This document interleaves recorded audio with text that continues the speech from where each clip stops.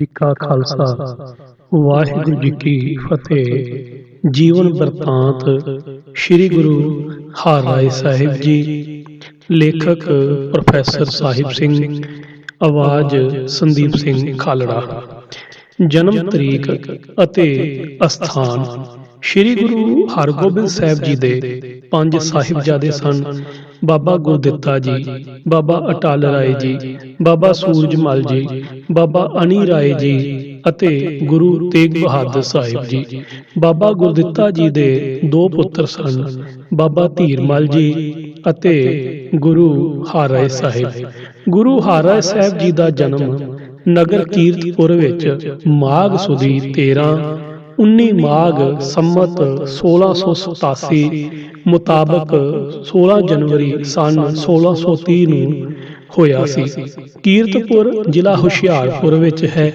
ਇਹ ਨਗਰ ਹਾੜ ਸੰਮਤ 1684 ਸਨ 1627 ਨੂੰ ਵਸਿਆ ਸੀ। ਦੂਣ ਹੰਡੂਰ ਦੇ ਰਾਜੇ ਤਾਰਾ ਚੰਦ ਤੋਂ ਜ਼ਮੀਨ ਲੈ ਕੇ ਗੁਰੂ ਹਰਗੋਬਿੰਦ ਸਾਹਿਬ ਦੇ ਹੁਕਮ ਦੇ ਨਾਲ ਬਾਬਾ ਗੁਰਦਿੱਤਾ ਜੀ ਨੇ ਵਸਾਇਆ ਸੀ। ਇਹ ਉਹੀ ਥਾਂ ਹੈ ਜਿੱਥੇ ਗੁਰੂ ਨਾਨਕ ਦੇਵ ਜੀ ਸਾਈਂ ਬੁੱਢਾ ਸ਼ਾਹ ਨੂੰ ਮਿਲੇ ਸਨ। ਹੁਣ ਕੀਰਤਪੁਰ ਰੇਲ ਦਾ ਸਟੇਸ਼ਨ ਹੈ। ਸਰਹੰਦ ਤੋਂ ਪਹਾੜ ਵਾਲੇ ਪਾਸੇ ਨੰਗਲ ਤੱਕ ਜਾਣ ਵਾਲੀ ਰੇਲਵੇ ਲਾਈਨ ਉੱਤੇ ਸਰਹੰਦ ਤੋਂ 11ਵਾਂ ਅਤੇ ਰੋਪੜ ਤੋਂ 3ਜਾ, ਸਰਹੰਦ ਤੋਂ ਕੀਰਤਪੁਰ 43 ਮੀਲ ਅਤੇ ਰੋਪੜ ਤੋਂ 17 ਮੀਲ ਦੀ ਵਿੱਥ ਤੇ ਹੈ। ਕੀਰਤਪੁਰ ਤੋਂ ਅਗਲਾ ਸਟੇਸ਼ਨ ਆਨੰਦਪੁਰ ਅਤੇ ਉਸ ਤੋਂ ਅਗਲਾ ਨੰਗਲ ਹੈ। ਕੀਰਤਪੁਰ ਤੇ ਆਨੰਦਪੁਰ ਦੀ ਵਿੱਥ 5 ਮੀਲਾਂ ਦੀ ਹੈ।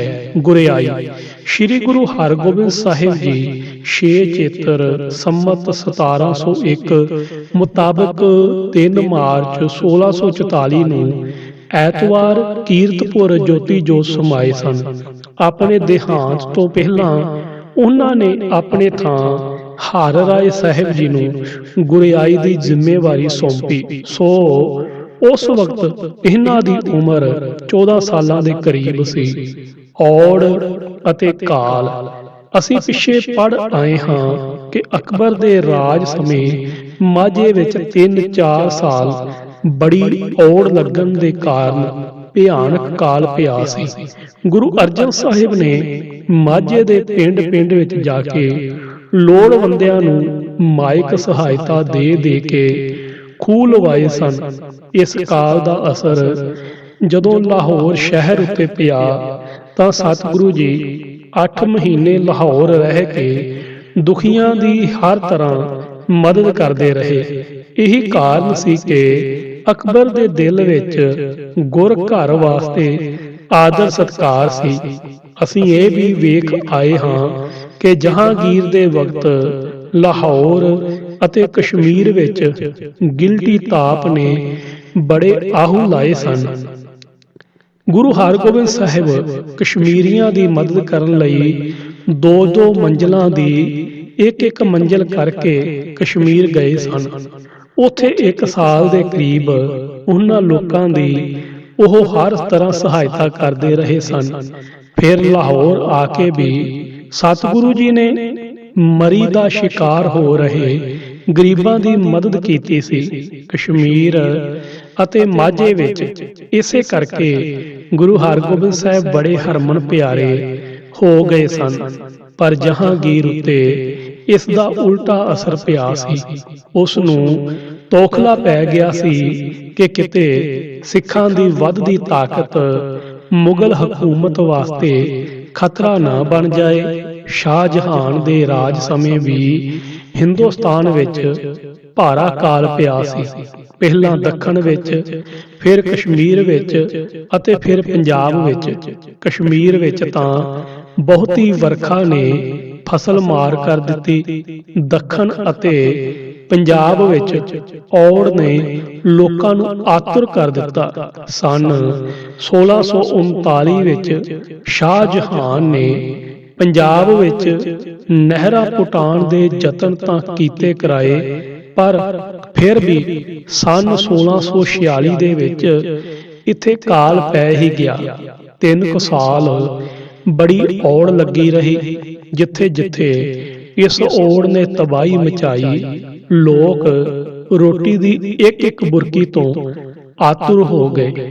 ਇੱਕ ਇੱਕ ਰੋਟੀ ਤੋਂ ਸਰੀਰਕ ਇੱਜ਼ਤ ਵਿਕ ਰਹੀ ਸੀ। ਮਨੁੱਖ ਮਨੁੱਖਾਂ ਨੂੰ ਖਾਣ ਲੱਗ ਪਏ। ਮਾਪੇ ਆਪਣੇ ਬੱਚਿਆਂ ਨੂੰ ਵੇਚ ਰਹੇ ਸਨ। ਸ਼ਾਹਜਹਾਨ ਨੇ ਸ਼ਾਹੀ ਖਜ਼ਾਨੇ ਵਿੱਚੋਂ 40,000 ਰੁਪਈਆ ਦੇ ਕੇ 10 ਲੰਗਰ ਖੁੱਲ੍ਹਵਾਏ ਸਨ, ਪਰ ਇਤਨੀ ਥੋੜ੍ਹੀ ਰਕਮ ਦੇ ਨਾਲ ਅਤੇ ਫਿਰ ਸਰਕਾਰੀ ਹਾਕਮਾਂ ਦੀ ਰਾਹੀਂ ਵਰਤੀ ਰਕਮ ਨਾਲ ਕਾਲ ਪੀੜਤਾਂ ਦੀ ਕਿਤਨੀ ਕੁ ਸਹਾਇਤਾ ਹੋ ਸਕਦੀ ਸੀ। ਗੁਰੂ ਹਰਿਰਾਏ ਸਾਹਿਬ ਦੇ ਸਾਹਮਣੇ ਆਪਣੇ ਦਾਦਾ ਅਤੇ ਪੜਦਾਦਾ ਜੀ ਦੇ ਪਾਏ ਹੋਏ ਪੂਰਨੇ ਮੌਜੂਦ ਸਨ, ਜਿਸ ਦਸਵੰਧ ਮਰਿਆਦਾ ਨੇ ਗੁਰੂ ਅਰਜਨ ਸਾਹਿਬ ਅਤੇ ਗੁਰੂ ਹਰਗੋਬਿੰਦ ਸਾਹਿਬ ਦੇ ਵੇਲੇ ਗਰੀਬਾਂ ਨੂੰ ਅਮੋਲਕ ਸਹਾਰਾ ਦਿੱਤਾ ਸੀ। ਉਹੀ ਦਸਵੰਧ ਹੁਣ ਵੀ ਕਾਲ ਪੀੜਤਾਂ ਲਈ ਥੰਮੀ ਸਾਬਤ ਹੋਇਆ।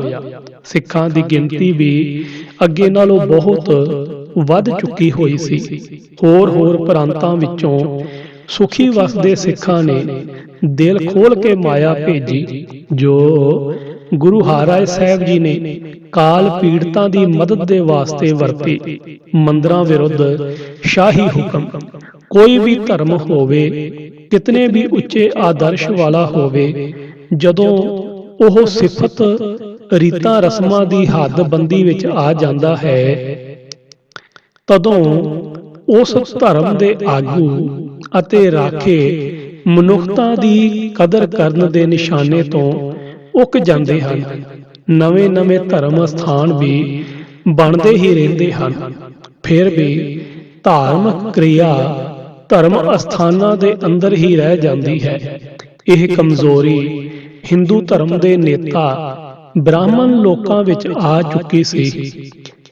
ਖਲਕਤ ਦਾ ਭਲਾ ਚਾਹੁਣ ਵਾਲੇ ਹਰੇਕ ਵਿਅਕਤੀ ਦਾ ਹੱਕ ਤੇ ਫਰਜ਼ ਹੈ ਕਿ ਇਸ ਲੁਕਾਈ ਵੱਲੋਂ ਜਨਤਾ ਨੂੰ ਸੁਚੇਤ ਕਰੇ, ਪਰ ਇਹ ਹੱਕ ਕਿਸੇ ਦਾ ਵੀ ਨਹੀਂ ਕਿ ਤਲਵਾਰ ਦੇ ਡਰਾਵੇ ਦੇ ਕੇ ਕੁਰਾਹ ਤੋਂ ਵਰਜੇ।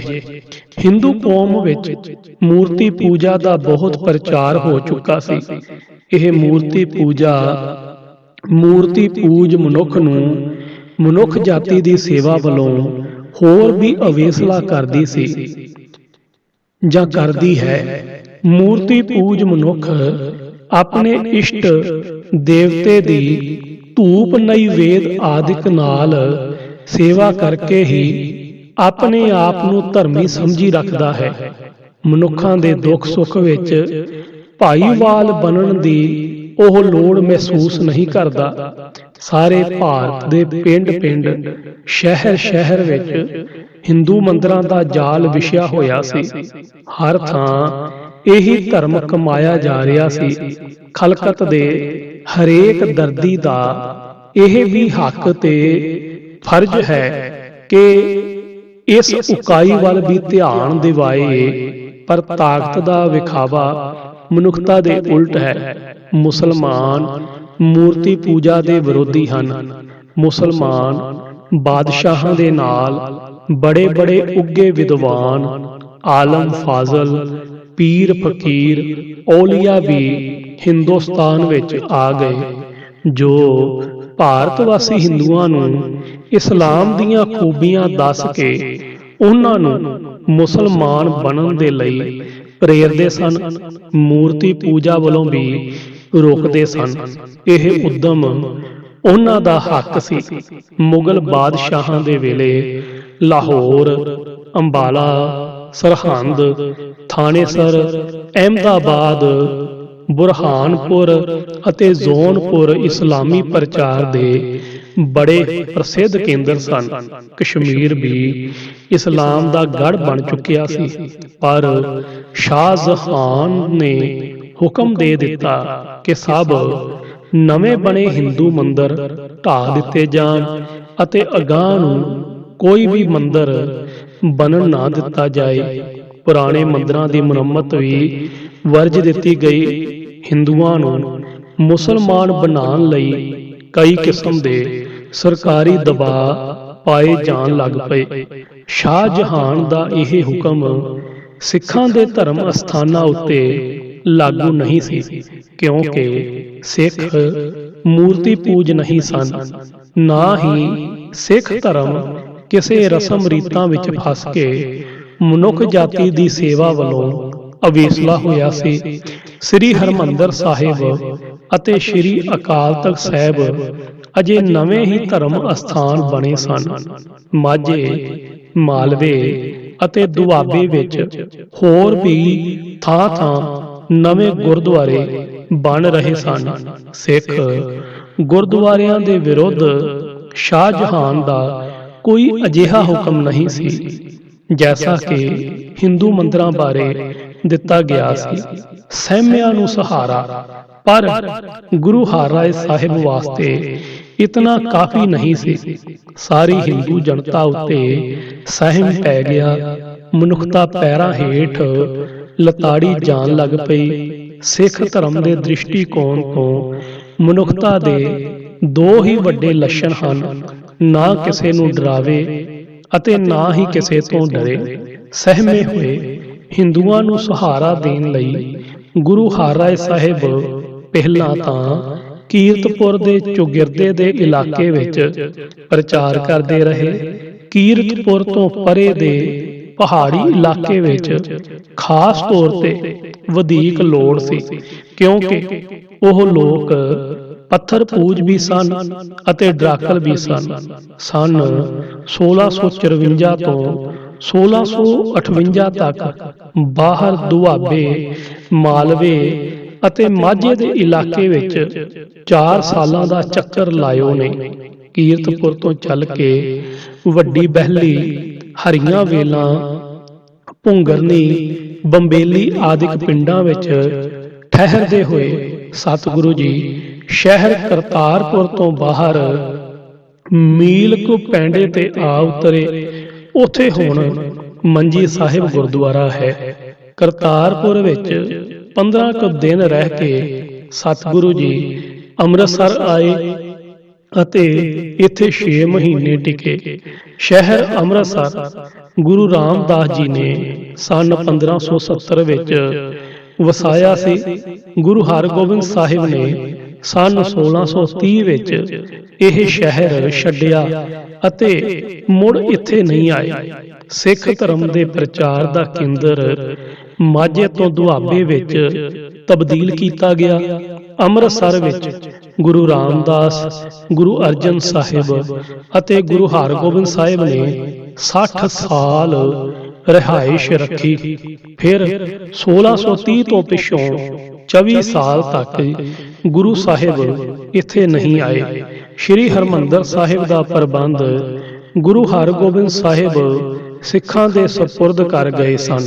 ਸੰਨ 1654 ਵਿੱਚ ਗੁਰੂ ਹਰਿਰਾਏ ਸਾਹਿਬ ਇੱਥੇ ਆ ਕੇ 6 ਮਹੀਨੇ ਰਹੇ ਅਤੇ ਮੁੜ ਵਾਪਸ ਕਰਤਾਰਪੁਰ ਚਲੇ ਗਏ, ਜਿੱਥੇ 10 ਮਹੀਨੇ ਨਿਵਾਸ ਰੱਖਿਓ ਨੇ। ਮਾਲਵੇ ਦੇ ਪ੍ਰਸਿੱਧ ਪ੍ਰਚਾਰਕ ਭਾਈ ਭਗਤੂ ਜੀ ਇੱਥੇ ਸਤਿਗੁਰੂ ਜੀ ਦੇ ਦਰਸ਼ਨ ਨੂੰ ਆਏ ਅਤੇ ਇੱਥੇ ਹੀ ਚਲਾਣਾ ਕਰ ਗਏ। ਸਤਿਗੁਰੂ ਜੀ ਨੇ ਭਾਈ ਭਗਤੂ ਜੀ ਦੇ ਥਾਂ ਉਸ ਦੇ ਛੋਟੇ ਪੁੱਤਰ ਭਾਈ ਜਿਊਣ ਨੂੰ ਯੋਗ ਪ੍ਰੇਮੀ ਸਿੱਖ ਵੇਖ ਕੇ ਮਾਲਵੇ ਦਾ ਮਸੰਦ ਮੁਕਰਰ ਕਰ ਦਿੱਤਾ। ਮਾਲਵੇ ਦੇ ਇਲਾਕੇ ਵਿੱਚ ਗੁਰੂ ਨਾਨਕ ਸਾਹਿਬ ਜੀ ਦੇ ਆਦਰਸ਼ ਦਾ ਪ੍ਰਚਾਰ ਕਰਨ ਲਈ ਸਤਿਗੁਰੂ ਜੀ ਕਰਤਾਰਪੁਰ ਤੋਂ ਚੱਲ ਕੇ ਨੂਰ ਮਹੱਲ, ਡਰੋਲੀ, ਭਾਈ ਰੂਪਾ, ਕਾਂਗੜ ਆਦਿਕ ਨਗਰਾਂ ਤੋਂ ਹੁੰਦੇ ਹੋਏ ਪਿੰਡ ਮਰਾਜ ਪਹੁੰਚੇ। ਇੱਥੋਂ ਦੇ ਚੌਧਰੀ ਕਾਲੇ ਨੇ ਬੜੀ ਸੇਵਾ ਕੀਤੀ। ਸਤਿਗੁਰੂ ਜੀ ਇੱਥੇ ਕਈ ਦਿਨ ਟਿਕੇ ਰਹੇ। ਇੱਕ ਦਿਨ ਚੌਧਰੀ ਕਾਲਾ ਆਪਣੇ 2 ਭਤੀਜਿਆਂ ਫੂਲ ਅਤੇ ਸੰਦਲੀ ਨੂੰ ਨਾਲ ਲੈ ਕੇ ਸਤਿਗੁਰੂ ਜੀ ਦੇ ਦਰਬਾਰ ਵਿੱਚ ਆਇਆ। ਇਹਨਾਂ ਮੁੰਡਿਆਂ ਦੇ ਮਾਪੇ ਮਰ ਚੁੱਕੇ ਹੋਏ ਸਨ। ਚੌਧਰੀ ਕਾਲਾ ਹੀ ਇਹਨਾਂ ਦੀ ਪਾਲਣਾ ਪੋਸਣਾ ਕਰਦਾ ਸੀ। ਮੁੰਡਿਆਂ ਨੇ ਸਤਿਗੁਰੂ ਜੀ ਦੇ ਅੱਗੇ ਮੱਥਾ ਟੇਕ ਕੇ ਆਪਣੇ ਢਿੱਡ ਉੱਤੇ ਹੱਥ ਮਾਰਨਾ ਸ਼ੁਰੂ ਕਰ ਦਿੱਤਾ। ਸਤਿਗੁਰੂ ਜੀ ਵੇਖ ਕੇ ਹੱਸ ਪਏ। ਕਾਲੇ ਨੂੰ ਕਾਰਨ ਪੁੱਛਿਓ ਨੇ ਤੇ ਉਸ ਨੇ ਉੱਤਰ ਦਿੱਤਾ ਕਿ ਯਤੀਮ ਕੁਝ ਖਾਣ ਨੂੰ ਮੰਗਦੇ ਹਨ। ਸਤਿਗੁਰੂ ਜੀ ਨੇ ਬਚਨ ਕੀਤਾ ਕਿ ਇਹਨਾਂ ਦੀ ਸੰਤਾਨ ਤਾਂ ਸਤਲੁਜ ਤੇ ਜਮਨਾ ਦੇ ਵਿਚਕਾਰ ਰਾਜ ਕਰੇਗੀ। ਅਗਲੇ ਦਿਨ ਚੌਧਰੀ ਕਾਲਾ ਆਪਣੇ ਵੋਟੀ ਦੇ ਕਹਿਣ ਤੇ ਆਪਣੇ ਪੁੱਤਰਾਂ ਨੂੰ ਲੈ ਆਇਆ। ਉਹਨਾਂ ਨੇ ਵੀ ਉਹੀ ਕੁਝ ਕੀਤਾ, ਪਰ ਚੌਧਰੀ ਨੇ ਅਸਲੀ ਸਾਰੀ ਗੱਲ ਸੁਣਾ ਦਿੱਤੀ ਕਿ ਬੱਚੇ ਸਿਖਾ ਪੜ੍ਹਾ ਕੇ ਲਿਆਂਦੇ ਹਨ। ਗੁਰੂ ਹਰਿਰਾਏ ਸਾਹਿਬ ਨੇ ਬਚਨ ਕੀਤਾ ਕਿ ਇਹਨਾਂ ਦੀ ਸੰਤਾਨ ਵੀ ਸਭ ਮਾਫੀਦਾਰ ਹੋਵੇਗੀ। ਪਿੰਡ ਮਰਾਜ ਤੋਂ ਸਤਿਗੁਰੂ ਜੀ ਪਿੰਡ ਬਿੰਜੂ ਕੇ ਆਏ। ਮਾਲਵੇ ਦੇ ਪ੍ਰਸਿੱਧ ਪ੍ਰਚਾਰਕ ਭਾਈ ਭਗਤੂ ਦਾ ਇਹੀ ਜਨਮ ਪਿੰਡ ਸੀ। ਗੁਰੂ ਅਰਜਨ ਦੇਵ ਜੀ ਦੇ ਵੇਲੇ ਮਾਲਵੇ ਵਿੱਚ 4 ਉੱਘੇ ਮਸੰਦ ਸਨ, ਭਾਈ ਬਹਿਲੋ, ਭੂੰਦੜ, ਪੰਜਾਬਾ ਅਤੇ ਭਗਤੂ। ਇਹਨਾਂ ਸਭਨਾਂ ਵਿੱਚੋਂ ਭਾਈ ਭਗਤੂ ਨੇ ਆਪਣੀ ਜ਼ਿੰਮੇਵਾਰੀ ਬੜੇ ਉਦਮ ਅਤੇ ਸ਼ਰਧਾ ਦੇ ਨਾਲ ਨਿਭਾਈ। ਭਾਈ ਭਗਤੂ ਬਹਿਰਾੜਾਂ ਦੇ ਇਲਾਕੇ ਦਾ ਪ੍ਰਚਾਰਕ ਸੀ। ਬਿੰਜੂ ਕੇ ਤੋਂ ਵਾਪਸ ਜੰਡਾਂ ਵਾਲੇ ਆਦਿਕ ਪਿੰਡਾਂ ਤੋਂ ਹੁੰਦੇ ਹੋਏ ਕੀਰਤਪੁਰ ਆ ਗਏ। ਸਤਿਗੁਰੂ ਜੀ ਦੇ ਵੱਡੇ ਭਰਾ ਬਾਬਾ ਧੀਰਮਲ ਜੀ ਦੇ ਪੁੱਤਰ ਦਾ ਵਿਆਹ ਸੀ। ਕੀਰਤਪੁਰ ਵਿੱਚ 3 ਮਹੀਨੇ ਠਹਿਰ ਕੇ ਗੁਰੂ ਹਰਿਰਾਏ ਸਾਹਿਬ ਵਿਆਹ ਵਿੱਚ ਸ਼ਾਮਲ ਹੋਣ ਲਈ ਦਰਿਆ ਸਤਲੁਜ ਮਾਸ਼ੂਵਾੜੇ ਦੇ ਪੱਤਣ ਤੋਂ ਲੰਘ ਕੇ ਕਰਤਾਰਪੁਰ ਆਏ। 5 ਮਹੀਨੇ ਇੱਥੇ ਰਹਿ ਕੇ ਸਤਿਗੁਰੂ ਜੀ ਫਿਰ ਮਾਝੇ ਵਿੱਚ ਆਏ। ਕੁਝ ਦਿਨ ਗੋਇੰਦਵਾਲ ਠਹਿਰੇ, ਫਿਰ ਵਾਪਸ ਕਰਤਾਰਪੁਰ ਤੋਂ ਹੁੰਦੇ ਹੋਏ ਸਤਲੁਜ ਪਾਰ ਕਰਕੇ ਕੀਰਤਪੁਰ ਚਲੇ ਗਏ। ਇਹ ਸਾਰਾ ਚੱਕਰ 4 ਕੁ ਸਾਲਾਂ ਦਾ ਸੀ। ਦਾਰਾ ਸ਼ਿਕੋ ਉੱਤੇ ਅਸਰ ਅਸੀਂ ਇਹ ਵੇਖ ਚੁੱਕੇ ਹਾਂ ਕਿ ਮੁਗਲ ਬਾਦਸ਼ਾਹਾਂ ਦੀ ਖੁਫੀਆ ਪੁਲਿਸ ਦਾ ਸਿਲਸਿਲਾ ਬੜਾ ਤਕੜਾ ਅਤੇ ਕਾਮਯਾਬ ਸੀ। ਸ਼ਾਹਜਹਾਨ ਨੂੰ ਸਭ ਖਬਰਾਂ ਪਹੁੰਚ ਰਹੀਆਂ ਸਨ ਕਿ ਬਿਪਤਾ ਵੇਲੇ ਕੌਣ ਦੁਖੀਆਂ ਦਾ ਸੱਚਾ ਦਰਦੀ ਸਾਬਤ ਹੋ ਰਿਹਾ ਹੈ। ਬਾਦਸ਼ਾਹ ਉੱਤੇ ਇਸ ਦਾ ਅਸਰ ਪੈਣਾ ਕੁਦਰਤੀ ਗੱਲ ਸੀ, ਪਰ ਸਤਿਗੁਰੂ ਜੀ ਦੇ ਇਸ ਉਦਮ ਦਾ ਸਭ ਤੋਂ ਡੂੰਘਾ ਅਸਰ ਦਾਰਾ ਸ਼ਿਕੋ ਉੱਤੇ ਪਿਆ। ਦਾਰਾ ਪੰਜਾਬ ਦਾ ਗਵਰਨਰ ਸੀ। ਉਸੇ ਦਾ ਹੀ ਫਰਜ਼ ਸੀ ਵੇਖੇ ਕਿ ਪ੍ਰਜਾ ਦੁਖੀ ਨਾ ਰਹੇ। ਦਾਰਾ ਸ਼ਿਕੋ ਅੰਦਰ ਗੁਰੂ ਘਰ ਦੀ ਉੱਚਤਾ ਘਰ ਕਰ ਗਈ। ਮੌਕਾ ਮਿਲਣ ਤੇ ਦਾਰਾ ਗੁਰੂ ਹਰਿਰਾਏ ਸਾਹਿਬ ਨੂੰ ਮਿਲਦਾ ਵੀ ਰਿਹਾ। ਉਸ ਨੇ ਇੱਕ ਵਾਰੀ ਗੁਰੂ ਕੇ ਲੰਗਰ ਦੇ ਵਾਸਤੇ ਜਾਗੀਰ ਦੇਣ ਦੀ ਵੀ ਕੋਸ਼ਿਸ਼ ਕੀਤੀ, ਪਰ ਸਤਿਗੁਰੂ ਜੀ ਨੇ ਇਹ ਆਖ ਕੇ ਇਨਕਾਰ ਕਰ ਦਿੱਤਾ ਕਿ ਇਹ ਲੰਗਰ ਸਿੱਖਾਂ ਦੇ ਪਿਆਰ ਕੁਰਬਾਨੀ ਦੀ ਰਾਹੀਂ ਹੀ ਚੱਲਣਾ ਚਾਹੀਦਾ ਹੈ। ਸਰੀਰਕ ਸੁੱਖ ਦੁੱਖ ਹਰੇਕ ਉੱਤੇ ਹੀ ਆਇਆ ਕਰਦੇ ਨੇ। ਵੱਡਿਆਂ ਲੋਕਾਂ ਦੇ ਨਿੱਜੀ ਹਕੀਮ ਡਾਕਟਰ ਹੁੰਦੇ ਹਨ। ਜਿਤਨਾ ਧਨ ਦੌਲਤ ਵਧੇਕ ਉਤਨਾ ਹੀ ਵਧੇਕ ਜਿੰਦ ਨੂੰ ਖਤਰਾ। ਬਾਦਸ਼ਾਹਾਂ ਦੇ ਤਾਂ ਖਾਸ ਇਤਬਾਰੀ ਹਕੀਮ ਹੋਣੇ ਹੋਏ। ਦਾਰਾ ਇੱਕ ਵਾਰੀ ਬਿਮਾਰ ਪੈ ਗਿਆ। ਬਿਮਾਰੀ ਵੀ ਕੁਝ ਖਤਰਨਾਕ ਹੀ ਹੋਏ। ਦਾਰਾ ਇੱਕ ਵਾਰੀ ਜਦੋਂ ਬਿਮਾਰ ਪੈ ਗਿਆ ਤਾਂ ਬਿਮਾਰੀ ਵੀ ਕੁਝ ਖਤਰਨਾਕ ਹੀ ਬਣ ਗਈ। ਅਜਿਹੇ ਸਮਿਆਂ ਤੇ ਅਜਿਹੇ ਬੰਦਿਆਂ ਦੀ ਜਾਨ ਦੀ ਰਾਖੀ ਕਰਨ ਲਈ ਉਚੇਚੇ ਪ੍ਰਬੰਧ ਕਰਨੇ ਪਿਆ ਕਰਦੇ ਹਨ ਕਿ ਕੋਈ ਸ਼ਰੀਕ ਵਾਰ ਨਾ ਕਰ ਜਾਏ। ਮੁਗਲ ਬਾਦਸ਼ਾਹਾਂ ਵਿੱਚ ਤਾਂ ਇਹ ਰੀਤ ਹੀ ਚੱਲੀ ਆ ਰਹੀ ਸੀ। ਰਾਜ ਦੀ ਖਾਤਰ ਭਰਾ ਭਰਾਵਾਂ ਦੇ ਜਾਨੀ ਵੈਰੀ ਬਣਦੇ ਰਹੇ ਸਨ। ਫਿਰ ਵੀ ਗੁਰੂ ਹਰਿਰਾਏ ਸਾਹਿਬ ਦੀ ਨਿਰਵੈਰਤਾ ਅਤੇ ਉੱਚੀ ਮਨੁੱਖਤਾ ਉੱਤੇ ਸ਼ਾਹਜਹਾਨ ਅਤੇ ਦਾਰਾ ਨੂੰ ਇਤਨਾ ਯਕੀਨ ਹੋ ਚੁੱਕਾ ਸੀ ਕਿ ਦਾਰਾ ਨੇ ਉਹ ਦਵਾਈ ਨਿਸੰਗ ਹੋ ਕੇ ਵਰਤੀ ਜੋ ਸਤਿਗੁਰੂ ਜੀ ਨੇ ਉਸ ਦੇ ਵਾਸਤੇ ਭੇਜੀ ਸੀ। ਪਰ ਪਾਠਕ ਇੱਥੇ ਸ਼ਾਹਜਹਾਨ ਦੀ ਰਾਜਨੀਤੀ ਬਾਰੇ ਟਪਲਾ ਨਾ ਖਾ ਜਾਣ। ਖੁਫੀਆ ਪੁਲਿਸ ਦੇ ਰਾਹੀਂ ਸ਼ਾਹਜਹਾਨ ਨੂੰ ਰੋਜ਼-ਰੋਜ਼ ਦੀਆਂ ਖਬਰਾਂ ਅੱਪੜਦੀਆਂ ਸਨ। ਉਸ ਨੂੰ ਪਤਾ ਸੀ ਕਿ ਕਾਲ ਦੀ ਵਿਪਤਾ ਵੇਲੇ ਗੁਰੂ ਹਰਿਰਾਏ ਸਾਹਿਬ ਅਤੇ ਉਹਨਾਂ ਦੇ ਸਿੱਖਾਂ ਨੇ ਕਾਲ ਪੀੜਤਾਂ ਦੀ ਸਿਰੋਂ ਪਰੇ ਸਹਾਇਤਾ ਕੀਤੀ ਸੀ ਅਤੇ ਲੋਕਾਂ ਦੇ ਦਿਲਾਂ ਵਿੱਚ ਉਹਨਾਂ ਵਾਸਤੇ ਡੂੰਘਾ ਪਿਆਰ ਬਣਦਾ ਜਾ ਰਿਹਾ ਸੀ।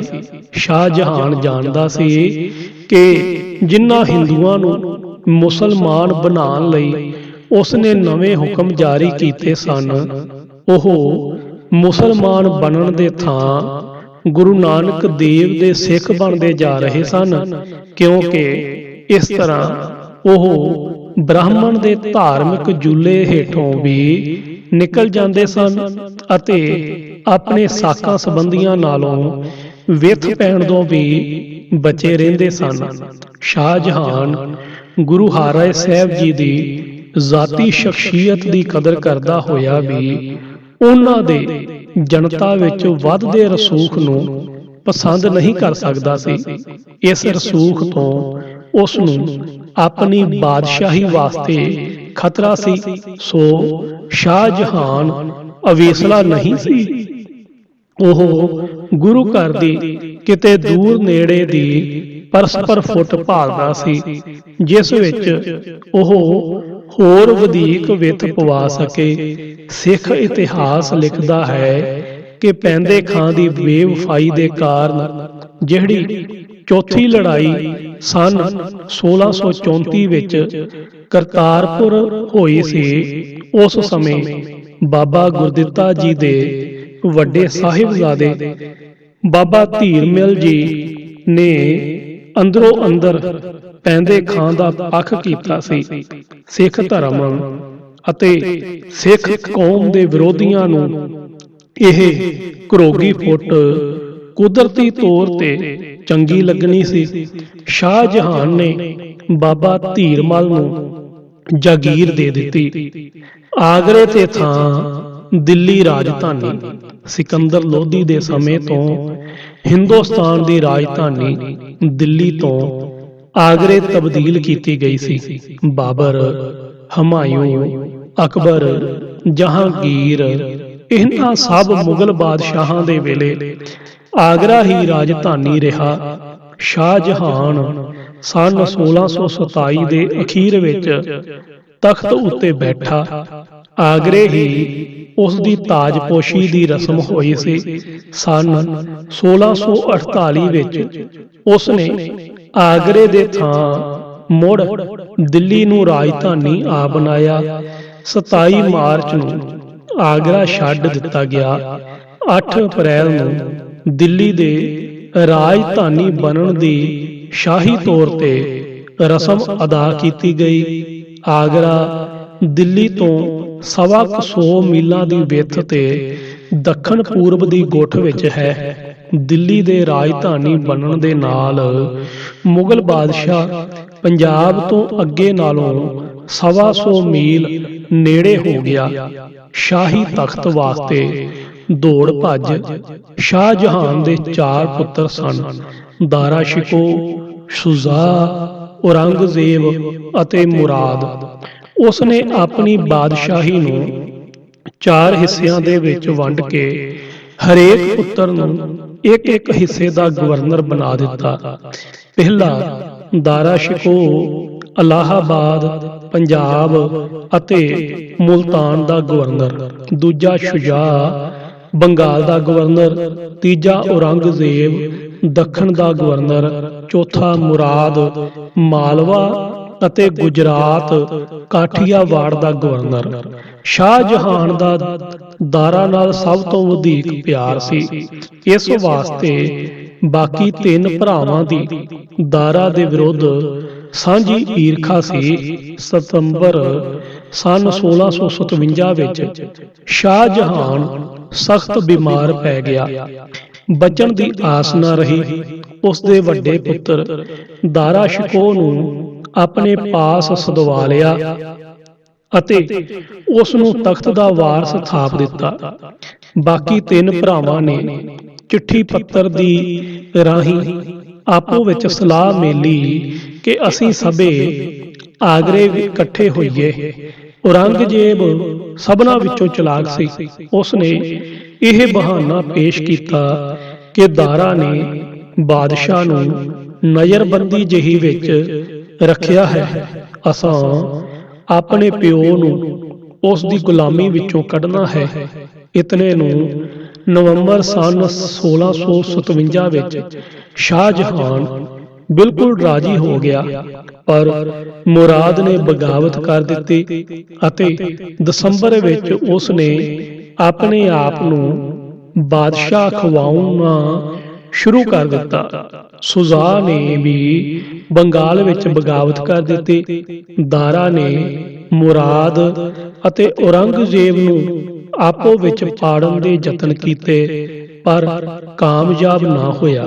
ਉਹ ਦੋਵੇਂ ਆਪੋ ਆਪਣੇ ਇਲਾਕੇ ਤੋਂ ਫੌਜਾਂ ਲੈ ਕੇ ਦਰਿਆ ਨਰਮਦਾ ਤੋਂ ਉਰਾਰ ਅਪ੍ਰੈਲ ਸਨ 1658 ਦੇ ਅੱਧ ਵਿੱਚ ਇਕੱਠੇ ਹੋ ਗਏ।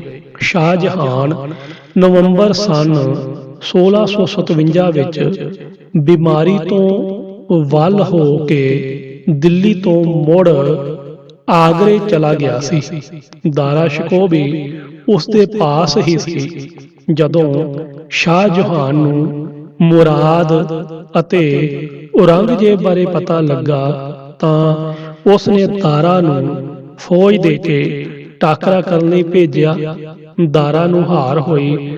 ਉਹ ਆਗਰੇ ਵਾਪਸ ਭੱਜਿਆ, ਪਰ ਉਸ ਨੂੰ ਇਤਨਾ ਸਹਿਮ ਪਿਆ ਕਿ ਆਗਰੇ ਵੀ ਅਟਕ ਨਾ ਸਕਿਆ। ਬੁੱਢੇ ਅਤੇ ਕਮਜ਼ੋਰ ਪਿਓ ਨੂੰ ਆਗਰੇ ਹੀ ਛੱਡ ਕੇ ਆਪ ਦਿੱਲੀ ਨੂੰ ਭੱਜ ਆਇਆ। 18 ਜੂਨ 1658 ਨੂੰ ਆਗਰੇ ਪਹੁੰਚ ਕੇ ਔਰੰਗਜ਼ੇਬ ਨੇ ਆਪਣੇ ਪਿਓ ਸ਼ਾਹਜਹਾਨ ਨੂੰ ਕਿਲ੍ਹੇ ਵਿੱਚ ਨਜ਼ਰਬੰਦ ਕਰ ਦਿੱਤਾ ਅਤੇ ਦਾਰਾ ਸ਼ਿਕੋਹ ਦੀ ਅਲਖ ਮੁਕਾਨ ਲਈ ਮੁਰਾਦ ਸਮੇਤ ਦਿੱਲੀ ਨੂੰ ਚੱਲ ਪਿਆ। ਮਥੁਰਾ ਪਹੁੰਚ ਕੇ ਉਸ ਨੇ ਮੁਰਾਦ ਨੂੰ ਵੀ ਮੌਕਾ ਪਾ ਕੇ ਕੈਦ ਕਰ ਲਿਆ ਅਤੇ ਆਗਰੇ ਭਿਜਵਾ ਦਿੱਤਾ, ਜਿੱਥੇ ਕਿਲ੍ਹੇ ਵਿੱਚ ਉਸ ਨੂੰ ਕਤਲ ਕਰਾ ਦਿੱਤਾ ਗਿਆ। ਘਾਬਰਿਆ ਹੋਇਆ ਦਾਰਾ ਦਿੱਲੀ ਤੋਂ ਵੀ ਭੱਜ ਨਿਕਲਿਆ। ਗੋਇੰਦਵਾਲ ਦੇ ਕੋਲੋਂ ਬਿਆਸਾ ਲੰਘ ਕੇ ਲਾਹੌਰ ਆ ਅੱਪੜਿਆ। ਔਰੰਗਜ਼ੇਬ ਨੇ ਦਿੱਲੀ ਪਹੁੰਚ ਕੇ ਕੁਝ ਦਿਨ ਮੁਕਾਮ ਕੀਤਾ, ਫਿਰ ਫੌਜ ਲੈ ਕੇ ਲਾਹੌਰ ਨੂੰ ਚੱਲ ਪਿਆ। ਇਹ ਖਬਰ ਸੁਣਦਿਆਂ ਹੀ ਦਾਰਾ ਲਾਹੌਰ ਤੋਂ ਵੀ ਨੱਸ ਪਿਆ।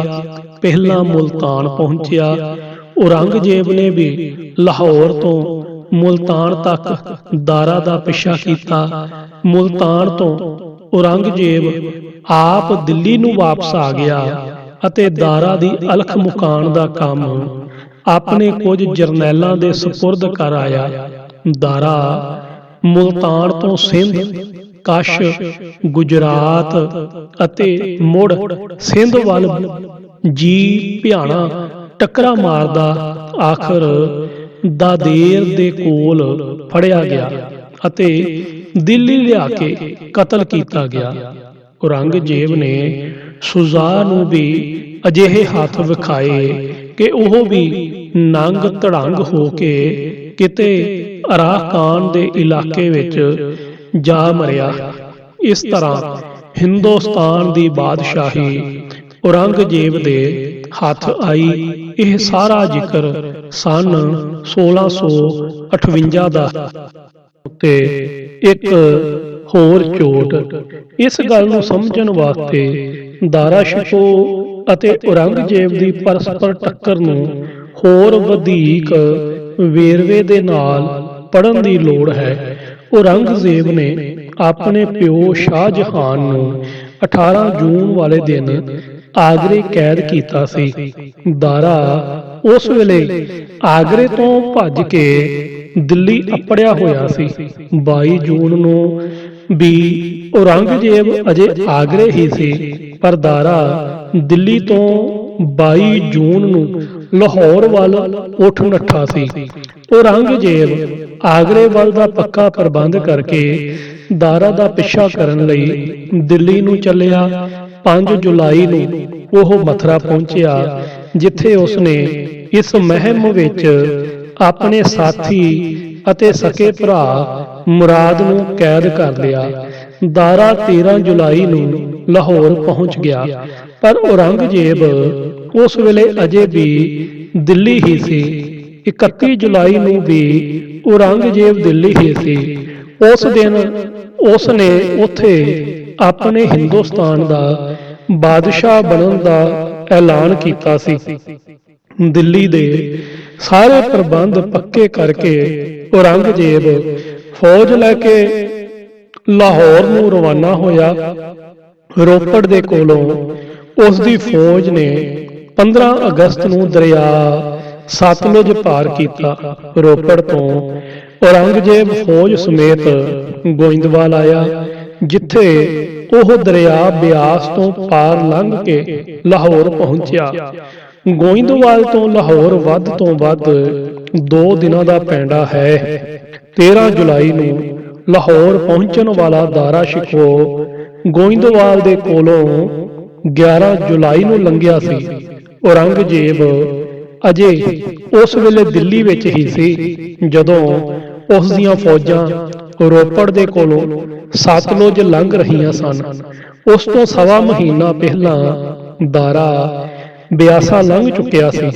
ਅਸੀਂ ਪਿੱਛੇ ਪੜ ਚੁੱਕੇ ਹਾਂ ਕਿ ਸ਼ਾਹਜਹਾਨ ਨੇ ਹਿੰਦੂਆਂ ਨੂੰ ਇਸਲਾਮ ਵੱਲ ਪ੍ਰੇਰਨ ਵਾਸਤੇ ਉਹਨਾਂ ਦੇ ਵਿਰੁੱਧ ਕੁਝ ਹੁਕਮ ਜਾਰੀ ਕੀਤੇ ਸਨ, ਜਿਨ੍ਹਾਂ ਦੇ ਕਾਰਨ ਹਿੰਦੂ ਕੌਮ ਉੱਤੇ ਬੜਾ ਸਹਿਮ ਪੈ ਗਿਆ ਸੀ। ਗੁਰੂ ਹਰਿਰਾਏ ਸਾਹਿਬ ਨੇ ਇਸ ਸਹਿਮ ਨੂੰ ਵਿੱਚ ਹਿੰਦੂ ਜਨਤਾ ਨੂੰ ਸਹਾਰਾ ਦੇਣ ਲਈ ਕੀਰਤਪੁਰ ਤੋਂ ਚੱਲ ਕੇ 4 ਸਾਲ ਸਨ 1654 ਤੋਂ 1658 ਤੱਕ ਦੁਆਬੇ, ਮਾਲਵੇ ਅਤੇ ਮਾਝੇ ਦੇ ਪਿੰਡ-ਪਿੰਡ ਚੱਕਰ ਲਾਇਆ ਸੀ। ਜਦੋਂ ਦਾਰਾ ਸ਼ਿਕੋ ਜੀ ਭਿਆਣਾ ਦਿੱਲੀ ਤੋਂ ਲਾਹੌਰ ਨੂੰ ਨੱਠਾ ਆ ਰਿਹਾ ਸੀ, ਉਹਨੇ ਦਿਨੀ ਗੁਰੂ ਹਰਿਰਾਏ ਸਾਹਿਬ ਜੀ ਗੋਇੰਦਵਾਲ ਸਨ।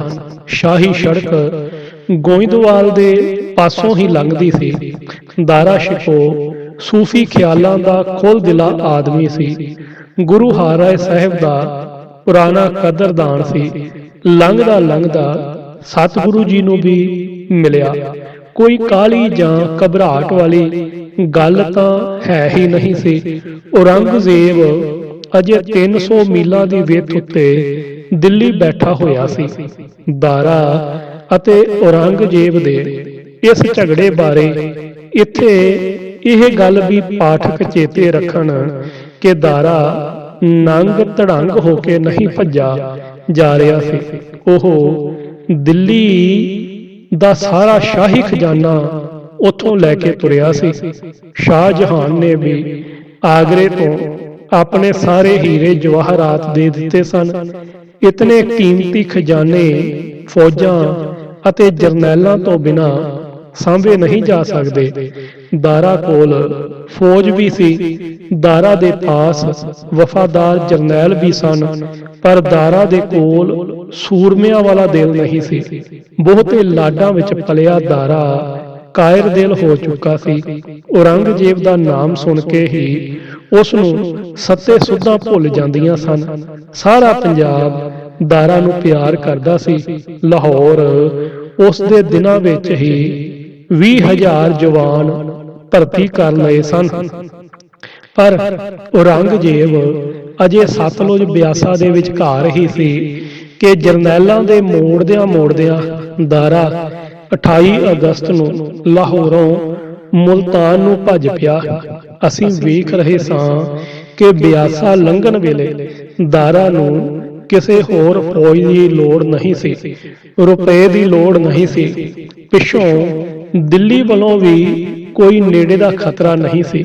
ਸਿਰਫ ਪੁਰਾਣੀ ਜਾਣ ਪਛਾਣ ਦੇ ਕਾਰਨ ਦਾਰਾ ਨੇ ਲੰਘਦਿਆਂ ਗੋਇੰਦਵਾਲ ਗੁਰੂ ਹਰਿਰਾਏ ਸਾਹਿਬ ਜੀ ਦਾ ਦਰਸ਼ਨ ਕੀਤਾ।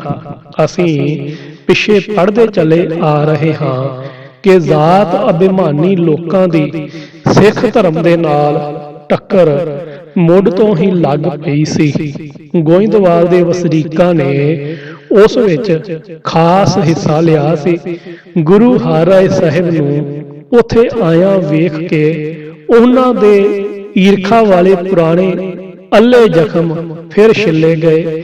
ਜ਼ਖਮ ਛਿੱਲੇ ਜਾਣ ਦਾ ਇੱਕ ਨਵਾਂ ਕਾਰਨ ਵੀ ਬਣ ਗਿਆ ਹੋਇਆ ਸੀ। ਸ਼ਾਹਜਹਾਨ ਨੇ ਹਿੰਦੂ ਮੰਦਰਾਂ ਦੇ ਵਿਰੋਧ ਤਾਂ ਹੁਕਮ ਜਾਰੀ ਕੀਤੇ ਸਨ, ਪਰ ਸਿੱਖ ਗੁਰਦੁਆਰੇ ਸਗੋਂ ਨਵੇਂ ਬਣ ਰਹੇ ਸਨ। ਈਰਖਾ ਦੀ ਇਹ ਚੋਭ ਕੁਦਰਤੀ ਸੀ। ਲਾਹੌਰ ਦੇ ਦਰਬਾਰ ਵਿੱਚ ਅੱਗੇ ਹੀ ਸਿੱਖ ਧਰਮ ਦੇ ਵਿਰੁੱਧ ਧੜਾ ਬਣਿਆ ਹੋਇਆ ਸੀ। ਉਹ ਸਿਰਫ ਦਾਰਾ ਦੇ ਗਵਰਨਰ ਬਣਨ ਦੇ ਸਮੇਂ ਤੋਂ ਹੀ ਦੱਬੇ ਹੋਏ ਸਨ। ਹੁਣ ਜਦੋਂ ਦਾਰਾ ਦੀ ਤਾਕਤ ਦਾ ਸੂਰਜ ਡੁੱਬ ਗਿਆ, ਔਰੰਗਜ਼ੇਬ ਲਾਹੌਰ ਪਹੁੰਚਿਆ ਤਾਂ ਵਿਰੋਧੀ ਧੜੇ ਨੇ ਉਸ ਦੇ ਕੰਨ ਭਰੇ ਕਿ ਉਸ ਦੇ ਵੈਰੀ ਦਾਰਾ ਸ਼ਿਕੋਹ ਨੂੰ ਗੁਰੂ ਹਰਿਰਾਏ ਸਾਹਿਬ ਜੀ ਨੇ ਮਦਦ ਦਿੱਤੀ ਸੀ। ਸਿੱਖ ਕੌਮ ਦੀ ਤਾਕਤ ਦਿਨੋਂ ਦਿਨ ਵੱਧ ਰਹੀ ਹੈ, ਜੋ ਹਕੂਮਤ ਵਾਸਤੇ ਖਤਰਨਾਕ ਸਾਬਤ ਹੋ ਸਕਦੀ ਹੈ।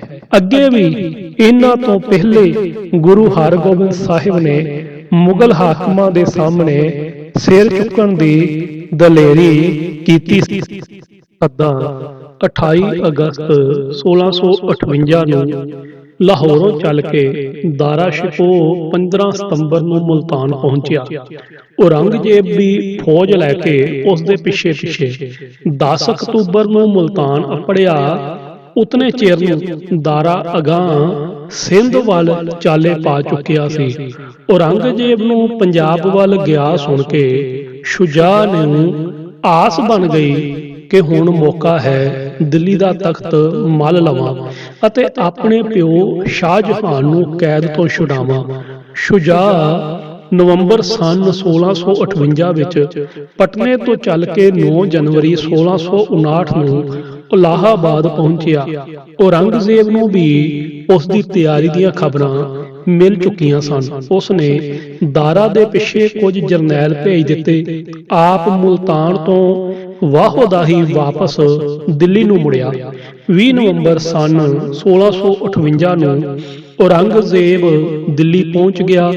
12 ਜਨਵਰੀ 1659 ਨੂੰ ਇਹ ਵੀ ਇਲਾਹਾਬਾਦ ਜਾ ਪੜਿਆ। 14 ਜਨਵਰੀ ਨੂੰ ਦੋਹਾਂ ਦਲਾਂ ਦਾ ਟਾਕਰਾ ਹੋਇਆ। ਸ਼ੁਜਾ ਨੂੰ ਭਾਂਜ ਹੋਈ। ਆਪਣੇ ਇਤਬਾਰੀ ਤੇ ਸਿਆਣੇ ਜਰਨੈਲ ਮੀਰ ਜੁਮਲਾ ਨੂੰ ਸ਼ੁਜਾ ਦਾ ਪਿੱਛਾ ਕਰਨ ਲਈ ਉਧਰ ਛੱਡ ਕੇ ਔਰੰਗਜ਼ੇਬ ਦਿੱਲੀ ਮੁੜ ਆਇਆ। ਅਜੇ ਦਾਰਾ ਵਾਲਾ ਕੰਢਾ ਵਿੱਚੇ ਹੀ ਸੀ। ਉਹ ਅਜਮੇਰ ਵਾਲੇ ਪਾਸੇ ਫੌਜਾਂ ਇਕੱਠੀਆਂ ਕਰ ਰਿਹਾ ਸੀ। ਔਰੰਗਜ਼ੇਬ 24 ਮਾਰਚ 1659 ਨੂੰ ਅਜਮੇਰ ਜਾ ਵੱਜਿਆ। ਦੋਹਾਂ ਭਰਾਵਾਂ ਦੀ ਟੱਕਰ ਹੋਈ। ਦਾਰਾ ਵਿੱਚ ਦਲੇਰੀ ਕਿੱਥੋਂ ਭਾਂਜ ਖਾ ਕੇ ਅਹਿਮਦਾਬਾਦ ਨੂੰ ਭੱਜ ਪਿਆ। ਔਰੰਗਜ਼ੇਬ ਉਸ ਦੀ ਭੁਗਤ ਸਵਾਰਨ ਲਈ ਜਰਨੈਲ ਮੁਕਰਰ ਕਰਕੇ ਆਪ ਦਿੱਲੀ ਨੂੰ ਵਾਪਸ ਆ ਗਿਆ। ਹੁਣ ਔਰੰਗਜ਼ੇਬ ਦੋਹਾਂ ਸ਼ਰੀਕ ਭਰਾਵਾਂ ਵੱਲੋਂ ਨਿਸ਼ਚਿੰਤ ਹੋ ਗਿਆ। ਦੋਹਾਂ ਦਾ ਲੱਕ ਟੁੱਟ ਚੁੱਕਾ ਸੀ। 15 ਜੂਨ ਸੰਨ 1659 ਨੂੰ ਉਸ ਨੇ ਆਪਣੀ ਕਾਮਯਾਬੀ ਦੇ ਭਾਰੇ ਜਸ਼ਨ ਦਿੱਲੀ ਵਿੱਚ ਕੀਤੇ ਕਰਾਏ। ਇਹ ਇੱਕ ਤਰ੍ਹਾਂ ਤਾਜਪੋਸ਼ੀ ਦੀ ਦੂਜੀ ਰਸਮ ਸੀ। ਸ਼ੁਜਾ ਵੱਲੋਂ ਕੁਝ ਥੋੜਾ ਕੁ ਖਤਰਾ ਫਿਰ ਬਣਨ ਤੇ ਔਰੰਗਜ਼ੇਬ ਗੜ੍ਹ ਮੁਕਤੇਸ਼ਰ ਗੰਗਾ ਦੇ ਕੰਢੇ ਗਿਆ। ਉੱਥੋਂ ਜਨਵਰੀ 1660 ਵਿੱਚ ਮੁੜਿਆ ਅਤੇ 13 ਫਰਵਰੀ 1660 ਨੂੰ ਦਿੱਲੀ ਅੱਪੜਿਆ। ਹੁਣ ਔਰੰਗਜ਼ੇਬ ਬੜੇ ਆਰਾਮ ਨਾਲ 20 ਸਾਲ ਦਿੱਲੀ ਤੇ ਆਗਰੇ ਰਿਹਾ। ਸਿਰਫ 2 ਵਾਰੀ ਉੱਥੋਂ ਬਾਹਰ ਗਿਆ ਸੀ। 1663 ਵਿੱਚ 1 ਸਾਲ ਲਈ ਕਸ਼ਮੀਰ ਅਤੇ 1674-75 ਵਿੱਚ 1.5 ਸਾਲ ਵਾਸਤੇ ਹਸਨ ਉਬਦਾਲ ਦੇ ਇਲਾਕੇ ਵਿੱਚ ਕੁਝ ਆਕੀ ਹੋਏ ਪੁਰਾਣੇ ਪਠਾਨਾਂ ਦਾ ਸਿਰ ਭੰਨਣ ਲਈ। ਪੰਜਾਬ ਵਿੱਚ ਸਿੱਖਾਂ ਦੀ ਵੱਧ ਰਹੀ ਤਾਕਤ ਦੀਆਂ ਰਿਪੋਰਟਾਂ ਔਰੰਗਜ਼ੇਬ ਨੂੰ ਭੁੱਲ ਨਹੀਂ ਸਕਦੀਆਂ ਸਨ, ਪਰ ਉਹ ਦਿਲੋਂ ਇਹ ਵੀ ਨਹੀਂ ਮੰਨ ਸਕਦਾ ਸੀ ਕਿ ਗੁਰੂ ਹਰਿਰਾਏ ਸਾਹਿਬ ਨੇ ਦਾਰਾ ਦੀ ਕੋਈ ਮਦਦ ਕੀਤੀ ਸੀ। ਕਿਹੜੀ ਮਦਦ ਕਰਦੇ?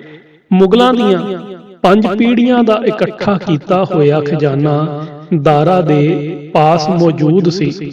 ਉਸ ਖਜ਼ਾਨੇ ਦਾ ਸਦਕਾ ਹਜ਼ਾਰਾਂ ਦੀ ਗਿਣਤੀ ਵਿੱਚ ਫੌਜ ਸੀ। ਸਾਰਾ ਹੀ ਪੰਜਾਬ ਉਸ ਨਾਲ ਪਿਆਰ ਕਰਦਾ ਸੀ, ਕਿਉਂਕਿ ਉਹ ਪੰਜਾਬ ਦਾ ਗਵਰਨਰ ਰਹਿ ਚੁੱਕਾ ਸੀ ਅਤੇ ਪ੍ਰਜਾ ਦਾ ਦਰਦੀ ਸੀ। ਦਿੱਲੀ ਵੱਲੋਂ ਉਸ ਨੂੰ ਅਜੇ ਕੋਈ ਖਤਰਾ ਨਹੀਂ ਸੀ, ਕਿਉਂਕਿ ਔਰੰਗਜ਼ੇਬ ਅਜੇ ਦਿੱਲੀ ਤੋਂ ਪਰੇ ਸੀ। 350 ਮੀਲਾਂ ਦੀ ਵਿੱਥ ਤੇ ਦੋਹਾਂ ਦੇ ਵਿਚਕਾਰ ਪੰਜਾਬ ਦੇ 2 ਵੱਡੇ ਦਰਿਆ ਸਨ, ਸਤਲੁਜ ਅਤੇ ਬਿਆਸ, ਜਿਨ੍ਹਾਂ ਵਿੱਚ ਬਰਸਾਤ ਦੇ ਬਹਾਰੇ ਬੇਅੰਤ ਹੜ੍ਹ ਠਾਠਾ ਮਾਰ ਰਹੇ ਸਨ। ਫੌਜਾਂ ਨੇ ਪਾਰ ਲੰਘਣ ਲਈ ਘੰਟੇ ਨਹੀਂ ਕਈ ਦਿਨ ਖਰਚ ਕਰਨੇ ਸਨ।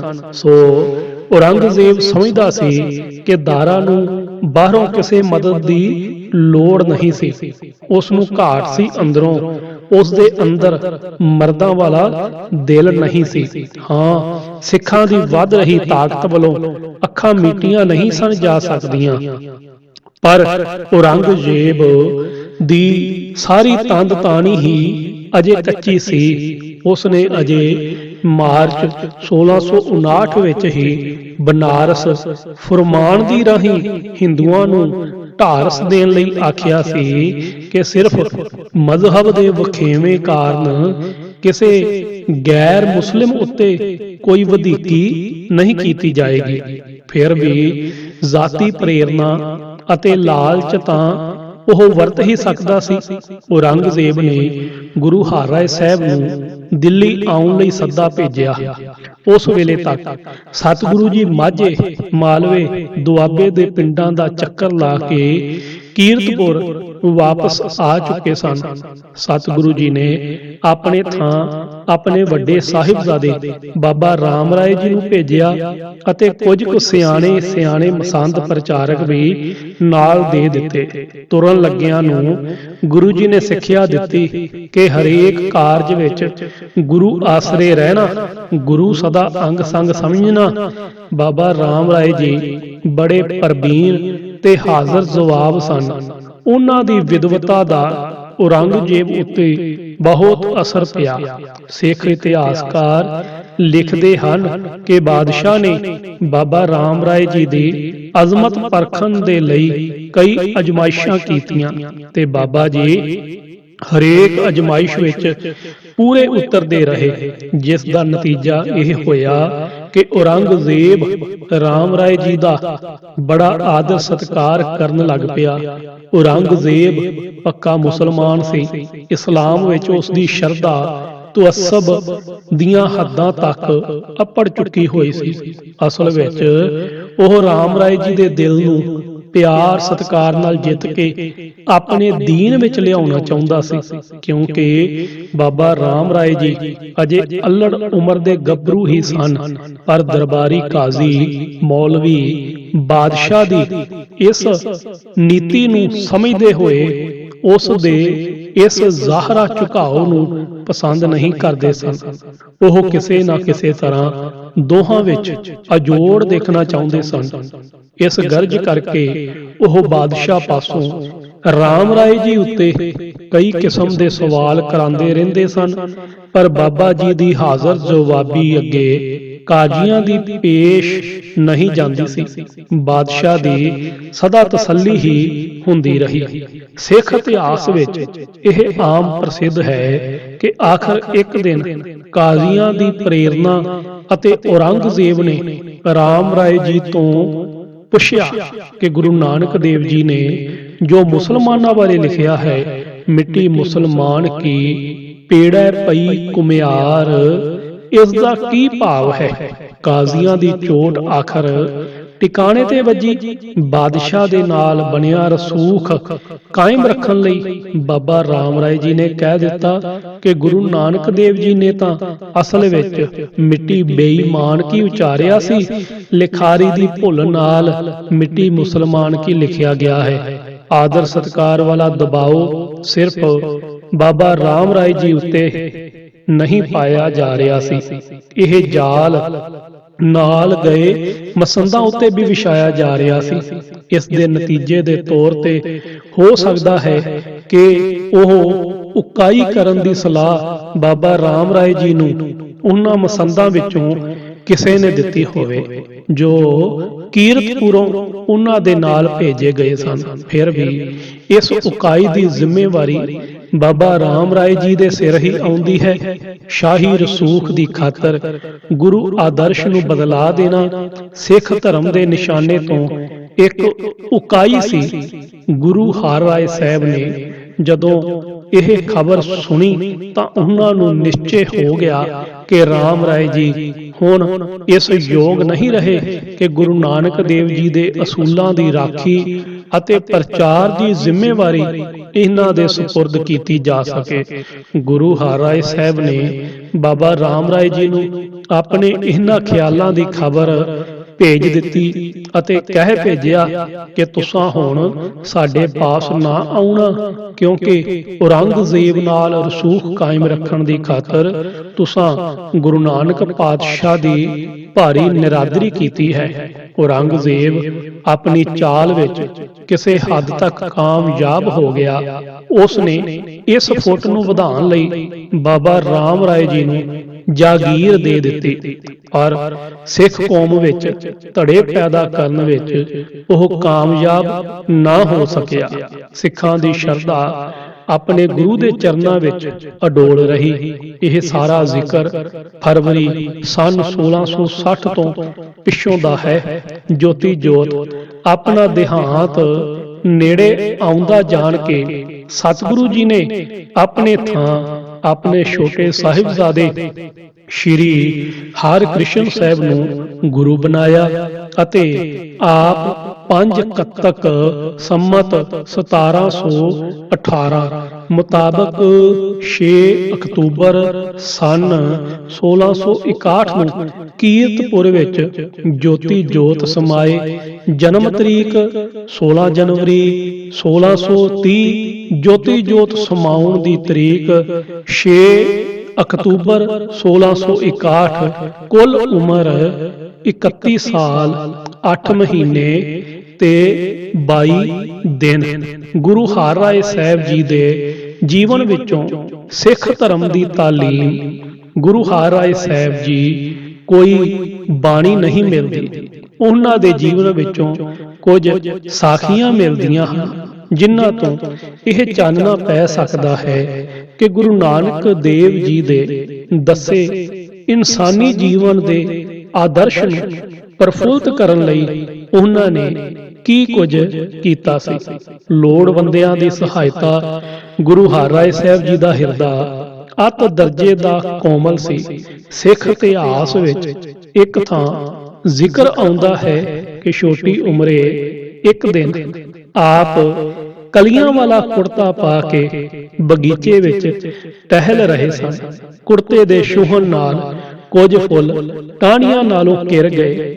ਉਸ ਦਿਨ ਤੋਂ ਸਦਾ ਆਪਣੇ ਪਹਿਨੇ ਕੱਪੜਿਆਂ ਨੂੰ ਧਿਆਨ ਨਾਲ ਸਾਂਭ ਸਿਕਰ ਕੇ ਹੀ ਬਗੀਚੇ ਵਿੱਚ ਫਿਰਿਆ ਕਰਦੇ ਸਨ ਤਾਂ ਕਿ ਕੋਈ ਕਲੀ ਡਿੱਗ ਨਾ ਪਏ। ਜਿਸ ਹਿਰਦੇ ਵਿੱਚ ਫੁੱਲਾਂ ਵਾਸਤੇ ਇੰਨੀ ਕੋਮਲਤਾ ਸੀ, ਉਹ ਹਿਰਦਾ ਸੰਸਾਰ ਬਗੀਚੇ ਦੇ ਜੀਵਾਂ ਵਾਸਤੇ ਤਾਂ ਪਿਆਰ ਦੇ ਨਾਲ ਨੱਕੋ ਨੱਕ ਭਰਪੂਰ ਸੀ। ਆਪ ਕਈ ਅਮੋਲਕ ਦੁਰਲੱਭ ਦਵਾਈਆਂ ਸਦਾ ਆਪਣੇ ਪਾਸ ਰੱਖਣ ਦਾ ਪ੍ਰਬੰਧ ਕਰੀ ਰੱਖਦੇ ਸਨ, ਜਿਨ੍ਹਾਂ ਨਾਲ ਕਈ ਰੋਗੀਆਂ ਦੇ ਅਸਾਧ ਰੋਗ ਦੂਰ ਹੋ ਜਾਂਦੇ ਸਨ। ਸ਼ਾਹਜਹਾਨ ਦੇ ਵੱਡੇ ਪੁੱਤਰ ਦਾਰਾ ਸ਼ਿਕੋਹ ਨੂੰ ਵੀ ਜਦੋਂ ਖਾਣੇ ਵਿੱਚ ਸ਼ੇਰ ਦੀ ਮੁੱਛ ਦਾ ਵਾਲ ਖਵਾ ਦਿੱਤਾ ਗਿਆ ਸੀ ਤਾਂ ਉਸ ਦੇ ਅਜੀਰਨ ਰੋਗ ਦੀ ਦਵਾਈ ਗੁਰੂ ਹਰ ਰਾਏ ਸਾਹਿਬ ਜੀ ਪਾਸੋਂ ਹੀ ਮਿਲੀ ਸੀ। ਦਾਰਾ ਸ਼ਿਕੋਹ ਕੁਝ ਪਹਿਲਾਂ ਹੀ ਮਹਾਤਮਾ ਲੋਕਾਂ ਦੀ ਸੰਗਤ ਕਰਨ ਦੇ ਸੁਭਾਅ ਵਾਲਾ ਸੀ। ਸਰੀਰਕ ਰੋਗ ਦੂਰ ਹੋਣ ਤੇ ਉਹ ਸਤਿਗੁਰੂ ਜੀ ਦਾ ਹੋਰ ਵੀ ਸ਼ਰਧਾਲੂ ਹੋ ਗਿਆ। ਗਰੀਬਾਂ ਨਾਲ ਨੇੜੇ ਦੀ ਸਾਂਝ। ਇੱਕ ਵਾਰੀ ਮਾਲਵੇ ਦੀ ਇੱਕ ਗਰੀਬ ਮਾਈ ਆਪਣੇ ਇਲਾਕੇ ਦੀ ਸੰਗਤ ਦੇ ਨਾਲ ਸਤਿਗੁਰੂ ਜੀ ਦੇ ਦਰਸ਼ਨ ਕਰਨ ਆਈ। ਮਾਈ ਗੁਰੂ ਹਰਿਰਾਏ ਸਾਹਿਬ ਜੀ ਵਾਸਤੇ ਖੱਦਰ ਦੀ ਇੱਕ ਚਾਦਰ ਲਿਆਈ ਅਤੇ ਉਹਨਾਂ ਨੂੰ ਛਕਾਉਣ ਵਾਸਤੇ ਘਰੋਂ ਰੋਟੀਆਂ ਵੀ ਪਕਾ ਕੇ ਲਿਆਈ। ਪਰ ਗੁਰੂ ਕੇ ਦਰਬਾਰ ਦੀ ਮਹਿਮਾ ਵੇਖ ਕੇ ਮਾਈ ਆਪਣੀਆਂ ਗਰੀਬੀ ਦਾਅਵੇ ਦੀਆਂ ਉਹ ਭੇਟਾਂ ਪੇਸ਼ ਕਰਨ ਤੋਂ ਝੱਕ ਗਈ, ਸਗੋਂ ਦੀਵਾਨ ਤੋਂ ਦੁਰੇਡੀ ਹੀ ਖਲੋਤੀ ਰਹੀ ਅਤੇ ਦਿਲ ਵਿੱਚ ਅਰਾਧਨਾ ਕਰਦੀ ਰਹੀ ਕਿ ਮੇਰੀ ਗਰੀਬਨੀ ਦੀ ਰੋਟੀ ਤੇ ਚਾਦਰ ਕਬੂਲ ਕਰੋ। ਗੁਰੂ ਹਰਿਰਾਏ ਸਾਹਿਬ ਲੋਡੇ ਪਹਿਰ ਦੇ ਸੈਰ ਵੇਲੇ ਉਚੇਚੇ ਉਸ ਪਾਸੇ ਵੱਲ ਚੱਲ ਪਏ ਤੇ ਮਾਈ ਕੋਲ ਪਹੁੰਚ ਕੇ ਆਪ ਹੀ ਦੋਵੇਂ ਚੀਜ਼ਾਂ ਮੰਗ ਲਈਓ ਨੇ, ਗੁਰਬਾਣੀ ਵਾਸਤੇ ਸਤਿਕਾਰ ਅਤੇ ਸ਼ਰਧਾ। ਜੇ ਵਿਦਿਆਰਥੀ ਦੇ ਦਿਲ ਦੇ ਵਿੱਚ ਆਪਣੇ ਉਸਤਾਦ ਦੇ ਲਈ ਸਤਿਕਾਰ ਅਤੇ ਸ਼ਰਧਾ ਨਾ ਹੋਵੇ ਤਾਂ ਉਸਤਾਦ ਦੀ ਦਿੱਤੀ ਹੋਈ ਤਾਲੀਮ ਉੱਤੇ ਉਸ ਦਾ ਯਕੀਨ ਨਹੀਂ ਵੱਜ ਸਕਦਾ। ਜੇ ਸਿੱਖ ਦੇ ਹਿਰਦੇ ਵਿੱਚ ਗੁਰੂ ਵਾਸਤੇ ਪ੍ਰੀਤ ਅਤੇ ਪ੍ਰਤੀਤ ਨਹੀਂ ਹੈ ਤਾਂ ਉਹ ਗੁਰੂ ਦੇ ਦੱਸੇ ਰਾਹ ਉੱਤੇ ਨਹੀਂ ਤੁਰ ਸਕਦਾ। ਗੁਰੂ ਅਤੇ ਸਿੱਖ ਦਾ ਸੰਬੰਧ ਬਾਣੀ ਦੀ ਰਾਹੀਂ ਹੀ ਪੈਂਦਾ ਹੈ। ਇਸੇ ਵਾਸਤੇ ਗੁਰਮਤਿ ਦੇ ਅਨੁਸਾਰ ਗੁਰੂ ਅਤੇ ਗੁਰੂ ਦੀ ਬਾਣੀ ਇੱਕ ਰੂਪ ਹਨ। ਬਾਣੀ ਦਾ ਆਦਰ ਗੁਰੂ ਦਾ ਆਦਰ ਹੈ। ਹਰੇਕ ਗੁਰ ਵਿਅਕਤੀ ਨੇ ਆਪੋ ਆਪਣੇ ਸਮੇਂ ਸਿੱਖਾਂ ਦਾ ਧਿਆਨ ਇਸ ਪਾਸੇ ਵੱਲ ਖਾਸ ਤੌਰ ਤੇ ਦਿਵਾਇਆ ਹੈ। ਗੁਰੂ ਹਰਿਰਾਏ ਸਾਹਿਬ ਨੇ ਵੀ ਇਹ ਆਦਰਸ਼ ਸਦਾ ਸਾਹਮਣੇ ਰੱਖਿਆ। ਇੱਕ ਦਿਨ ਲੋਡੇ ਪਹਿਰ ਮੰਜੇ ਉੱਤੇ ਸਤਿਗੁਰੂ ਜੀ ਲੇਟੇ ਹੋਏ ਸਨ। ਇੱਕ ਸਿੱਖ ਜਥਾ ਦਰਸ਼ਨ ਲਈ ਆਇਆ। ਉਹ ਸਾਰੇ ਰਲ ਕੇ ਸ਼ਬਦ ਕੀਰਤਨ ਕਰਦੇ ਆਉਂਦੇ ਸਨ। ਜਿਸ ਵੇਲੇ ਸਤਿਗੁਰੂ ਜੀ ਦੇ ਕੰਨੀ ਸ਼ਬਦ ਦੀ ਆਵਾਜ਼ ਪਈ, ਉਹ ਉਸੇ ਵੇਲੇ ਬੜੀ ਕਾਹਲੀ ਨਾਲ ਮੰਜੇ ਤੋਂ ਥੱਲੇ ਉਤਰ ਆਏ, ਜਿਸ ਕਰਕੇ ਗੋਡੇ ਨੂੰ ਵੀ ਸੱਟ ਲੱਗ ਗਈ ਤੇ ਅਗਾਂਹ ਨੂੰ ਉਹਨਾਂ ਨੇ ਦਿਨ ਵੇਲੇ ਮੰਜੇ ਉੱਤੇ ਲੇਟਣਾ ਬੰਦ ਕਰ ਦਿੱਤਾ। ਇਸ ਤਰ੍ਹਾਂ ਸ਼ਬਦ ਦੀ ਨਿਰਾਦਰੀ ਹੁੰਦੀ ਸੀ। ਸਤਿਗੁਰੂ ਜੀ ਦੇ ਵੱਡੇ ਸਾਹਿਬਜ਼ਾਦੇ ਬਾਬਾ ਰਾਮ ਰਾਏ ਜੀ ਬੜੇ ਹੋਣਹਾਰ ਸਨ, ਕਰਨੀ ਵਾਲੇ ਵੀ ਸਨ, ਪਰ ਜਦੋਂ ਔਰੰਗਜ਼ੇਬ ਵੱਲੋਂ ਮਿਲੇ ਆਦਰ ਸਤਿਕਾਰ ਦੇ ਭਾਰ ਹੇਠ ਆ ਕੇ ਉਹਨਾਂ ਗੁਰੂ ਨਾਨਕ ਦੇਵ ਜੀ ਦੀ ਬਾਣੀ ਵਿੱਚ ਨਿੱਕੀ ਜਿਹੀ ਤਬਦੀਲੀ ਕਰਕੇ ਬਾਦਸ਼ਾਹ ਨੂੰ ਖੁਸ਼ ਕਰਨ ਦੀ ਕੋਸ਼ਿਸ਼ ਕੀਤੀ ਤਾਂ ਸਤਿਗੁਰੂ ਜੀ ਨੇ ਇਤਨੇ ਹੋਣਹਾਰ ਪੁੱਤਰ ਨਾਲੋਂ ਆਪਣਾ ਸੰਬੰਧ ਸਦਾ ਲਈ ਤੋੜ ਲਿਆ। ਸਿੱਖ ਧਰਮ ਦੇ ਪ੍ਰਚਾਰ ਲਈ ਉਦਮ। ਗੁਰੂ ਨਾਨਕ ਦੇਵ ਜੀ ਨੇ ਆਪਣੇ ਖਿਆਲਾਂ ਦਾ ਪ੍ਰਚਾਰ ਕਰਨ ਲਈ ਸਾਰੇ ਭਾਰਤ ਵਿੱਚ ਚੱਕਰ ਲਾਇਆ। ਬਾਹਰਲੇ ਦੇਸ਼ਾਂ ਵਿੱਚ ਵੀ ਗਏ। ਜਿਨ੍ਹਾਂ ਇਲਾਕਿਆਂ ਵਿੱਚ ਗੁਰੂ ਸਾਹਿਬ ਦੇ ਸਿੱਖਾਂ ਦੀ ਗਿਣਤੀ ਕਾਫੀ ਹੋ ਗਈ, ਉਹਨਾਂ ਨੂੰ ਗੁਰੂ ਅਮਰਦਾਸ ਜੀ ਨੇ 22 ਹਿੱਸਿਆਂ ਵਿੱਚ ਵੰਡ ਕੇ ਹਰੇਕ ਵਿੱਚ ਸਿੱਖ ਧਰਮ ਦੇ ਪ੍ਰਚਾਰ ਲਈ ਮੰਜੀਆਂ ਥਾਪੀਆਂ। ਜਿਉਂ-ਜਿਉਂ ਸਿੱਖ ਕੌਮ ਵੱਧਦੀ ਗਈ, ਇਸ ਦੀ ਜਥੇਬੰਦੀ ਨੂੰ ਪੱਕਾ ਕਰਨ ਲਈ ਤੇ ਹਰ ਪਹਿਲੂ ਤੋਂ ਇਸ ਨੂੰ ਸਹੀ ਇਨਸਾਨੀ ਆਦਰਸ਼ ਉੱਤੇ ਕਾਇਮ ਰੱਖਣ ਲਈ ਉਦਮ ਕੀਤੇ ਜਾਂਦੇ ਰਹੇ। ਗੁਰੂ ਅਰਜਨ ਸਾਹਿਬ ਨੇ ਹੋਰ ਪ੍ਰਚਾਰਕ ਮੁਕਰਰ ਕੀਤੇ ਜੋ ਬਾਣੀ ਦੇ ਪ੍ਰਚਾਰ ਤੋਂ ਇਲਾਵਾ ਆਪੋ ਆਪਣੇ ਨਿਯਤ ਇਲਾਕੇ ਵਿੱਚੋਂ ਹਰੇਕ ਸਿੱਖ ਘਰਾਣੇ ਦੀ ਕਮਾਈ ਦਾ ਦਸਵੰਧ ਵੀ ਗੁਰੂ ਪਾਸ ਲਿਆਉਂਦੇ ਸਨ। ਇਹਨਾਂ ਪ੍ਰਚਾਰਕਾਂ ਨੂੰ ਮਸੰਦ ਨਾਮ ਦੇ ਨਾਲ ਸੱਦਿਆ ਜਾਂਦਾ ਸੀ, ਪਰ ਸਹਿਜੇ ਕਈ ਮਸੰਦ ਆਪਣੀ ਜ਼ਿੰਮੇਵਾਰੀ ਨਿਭਾਉਣ ਵਿੱਚ ਢਿੱਲੇ ਹੁੰਦੇ ਗਏ। ਦਸਵੰਧ ਦੀ ਮਾਇਆ ਦੇ ਅਸਰ ਹੇਠ ਆ ਕੇ ਇਹ ਕਮਜ਼ੋਰੀ ਆਉਣੀ ਕੁਦਰਤੀ ਸੀ। ਇਸ ਕਮੀ ਨੂੰ ਪੂਰਾ ਕਰਨ ਲਈ ਗੁਰੂ ਹਰਿਰਾਏ ਸਾਹਿਬ ਨੇ ਉਤਸ਼ਾਹ ਭਰੇ ਹੋਰ ਨਵੇਂ ਪ੍ਰਚਾਰਕ ਥਾਪ ਦਿੱਤੇ। ਉਹਨਾਂ ਵਿੱਚੋਂ ਭਗਤ ਭਗਵਾਨ ਅਤੇ ਭਾਈ ਫੇਰੂ, ਇਹ ਦੋ ਸਿੱਖ ਇਤਿਹਾਸ ਦੇ ਚਮਕਦੇ ਸਿਤਾਰੇ ਹਨ। ਭਗਤ ਭਗਵਾਨ ਬੋਧ ਗਇਆ ਦਾ ਸੰਨਿਆਸੀ ਮਹੰਤ ਸੀ। ਇਸ ਦਾ ਪਹਿਲਾ ਨਾਮ ਭਗਵਾਨ ਗਿਰ ਸੀ। ਇਸ ਨੇ ਕੀਰਤਪੁਰ ਆ ਕੇ ਗੁਰੂ ਹਰਿਰਾਏ ਸਾਹਿਬ ਦੇ ਦਰਸ਼ਨ ਕੀਤੇ, ਸਿੱਖ ਬਣਿਆ ਅਤੇ ਬੜੀ ਸ਼ਰਧਾ ਦੇ ਵਾਲਾ ਸਿੱਖ ਬਣਿਆ। ਸਿੱਖ ਧਰਮ ਵਿੱਚ ਪਰਪੱਕ ਕਰਕੇ ਗੁਰੂ ਹਰਿਰਾਏ ਸਾਹਿਬ ਨੇ ਭਗਤ ਭਗਵਾਨ ਨੂੰ ਉਸ ਦੇ ਆਪਣੇ ਵਤਨ ਵੱਲ ਹੀ ਪ੍ਰਚਾਰ ਲਈ ਭੇਜ ਦਿੱਤਾ। ਇਸ ਦੇ ਆਪਣੇ ਪਹਿਲੇ ਸਾਧੂ ਵੀ ਸਿੱਖ ਬਣ ਗਏ, ਜਿਨ੍ਹਾਂ ਦੇ ਪਟਨੇ ਦੇ ਜ਼ਿਲ੍ਹੇ ਵਿੱਚ 360 ਡੇਰੇ ਹਨ। ਭਗਤ ਭਗਵਾਨ ਦੀ ਗੱਦੀ ਪਟਨੇ ਤੋਂ ਨੇੜੇ ਹੀ ਦਾਨਾਪੁਰ ਵਿੱਚ ਹੈ। ਭਾਈ ਫੇਰੂ ਕੀਰਤਪੁਰ ਦਾ ਇੱਕ ਹਟਵਾਣੀਆ ਸੀ। ਜਾਤ ਦਾ ਉੱਪਲ ਖੱਤਰੀ ਸੰਗਤ ਦੀ ਲਾਗ ਨਾਲ ਗੁਰੂ ਹਰਿਰਾਏ ਸਾਹਿਬ ਦਾ ਸਿੱਖ ਬਣਿਆ। ਬੜੀ ਸ਼ਰਧਾ ਦੇ ਨਾਲ ਗੁਰੂ ਕੇ ਲੰਗਰ ਦੀ ਸੇਵਾ ਕਰਨ ਲੱਗਾ। ਆਖਰ ਸਤਿਗੁਰੂ ਜੀ ਨੇ ਇਸ ਨੂੰ ਇਸ ਯੋਗ ਵੇਖਿਆ ਕਿ ਸਿੱਖ ਧਰਮ ਦਾ ਪ੍ਰਚਾਰ ਕਰ ਸਕੇ। ਲੰਮੇ ਦੇਸ਼ ਦਾ ਪ੍ਰਚਾਰਕ ਮਸੰਦ ਬਣਾ ਕੇ ਭੇਜ ਦਿੱਤੋ ਨੇ ਤੇ ਲੰਗਰ ਚਲਾਉਣ ਦੀ ਖਾਸ ਤਾਕੀਦ ਕੀਤੀ ਉਹਨੇ। ਭਾਈ ਫੇਰੂ ਨੇ ਚੂਨੀਆਂ ਦੇ ਪਰਗਨੇ ਵਿੱਚ ਪਿੰਡ ਮੀਆਂ ਮੋੜ ਜਾ ਡੇਰਾ ਕੀਤਾ।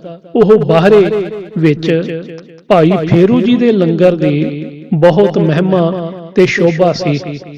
ਜਦੋਂ ਗੁਰੂ ਗੋਬਿੰਦ ਸਿੰਘ ਜੀ ਦੇ ਸਮੇਂ ਮਸੰਦਾਂ ਦੀ ਆਮ ਬਦਖੋਈ ਹੋਣ ਲੱਗ ਪਈ ਤਾਂ ਸਤਿਗੁਰੂ ਜੀ ਨੇ ਸਭ ਮਸੰਦਾਂ ਨੂੰ ਆਨੰਦਪੁਰ ਵਿੱਚ ਮੰਗਵਾਇਆ।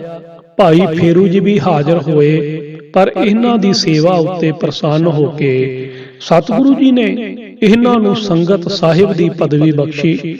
ਬਦਨਾਮ ਹੋਏ ਮਸੰਦਾਂ ਨੂੰ ਦਾੜੀਆਂ ਫੜ ਕੇ ਸਦਵਾਇਆ ਗਿਆ ਸੀ। ਭਾਈ ਫੇਰੂ ਜੀ ਦੇ ਉੱਚੇ ਜੀਵਨ ਸਦਕਾ ਕੋਈ ਸਿੱਖ ਇਹਨਾਂ ਦੀ ਦਾੜੀ ਨੂੰ ਹੱਥ ਪਾਉਣ ਦਾ ਹਿਆ ਨਹੀਂ ਸੀ ਕਰਦਾ। ਇਸ ਵਾਸਤੇ ਇਹ ਆਪ ਹੀ ਆਪਣੀ ਦਾੜੀ ਨੂੰ ਹੱਥ ਵਿੱਚ ਫੜ ਕੇ ਹਾਜ਼ਰ ਹੋਏ ਸਨ।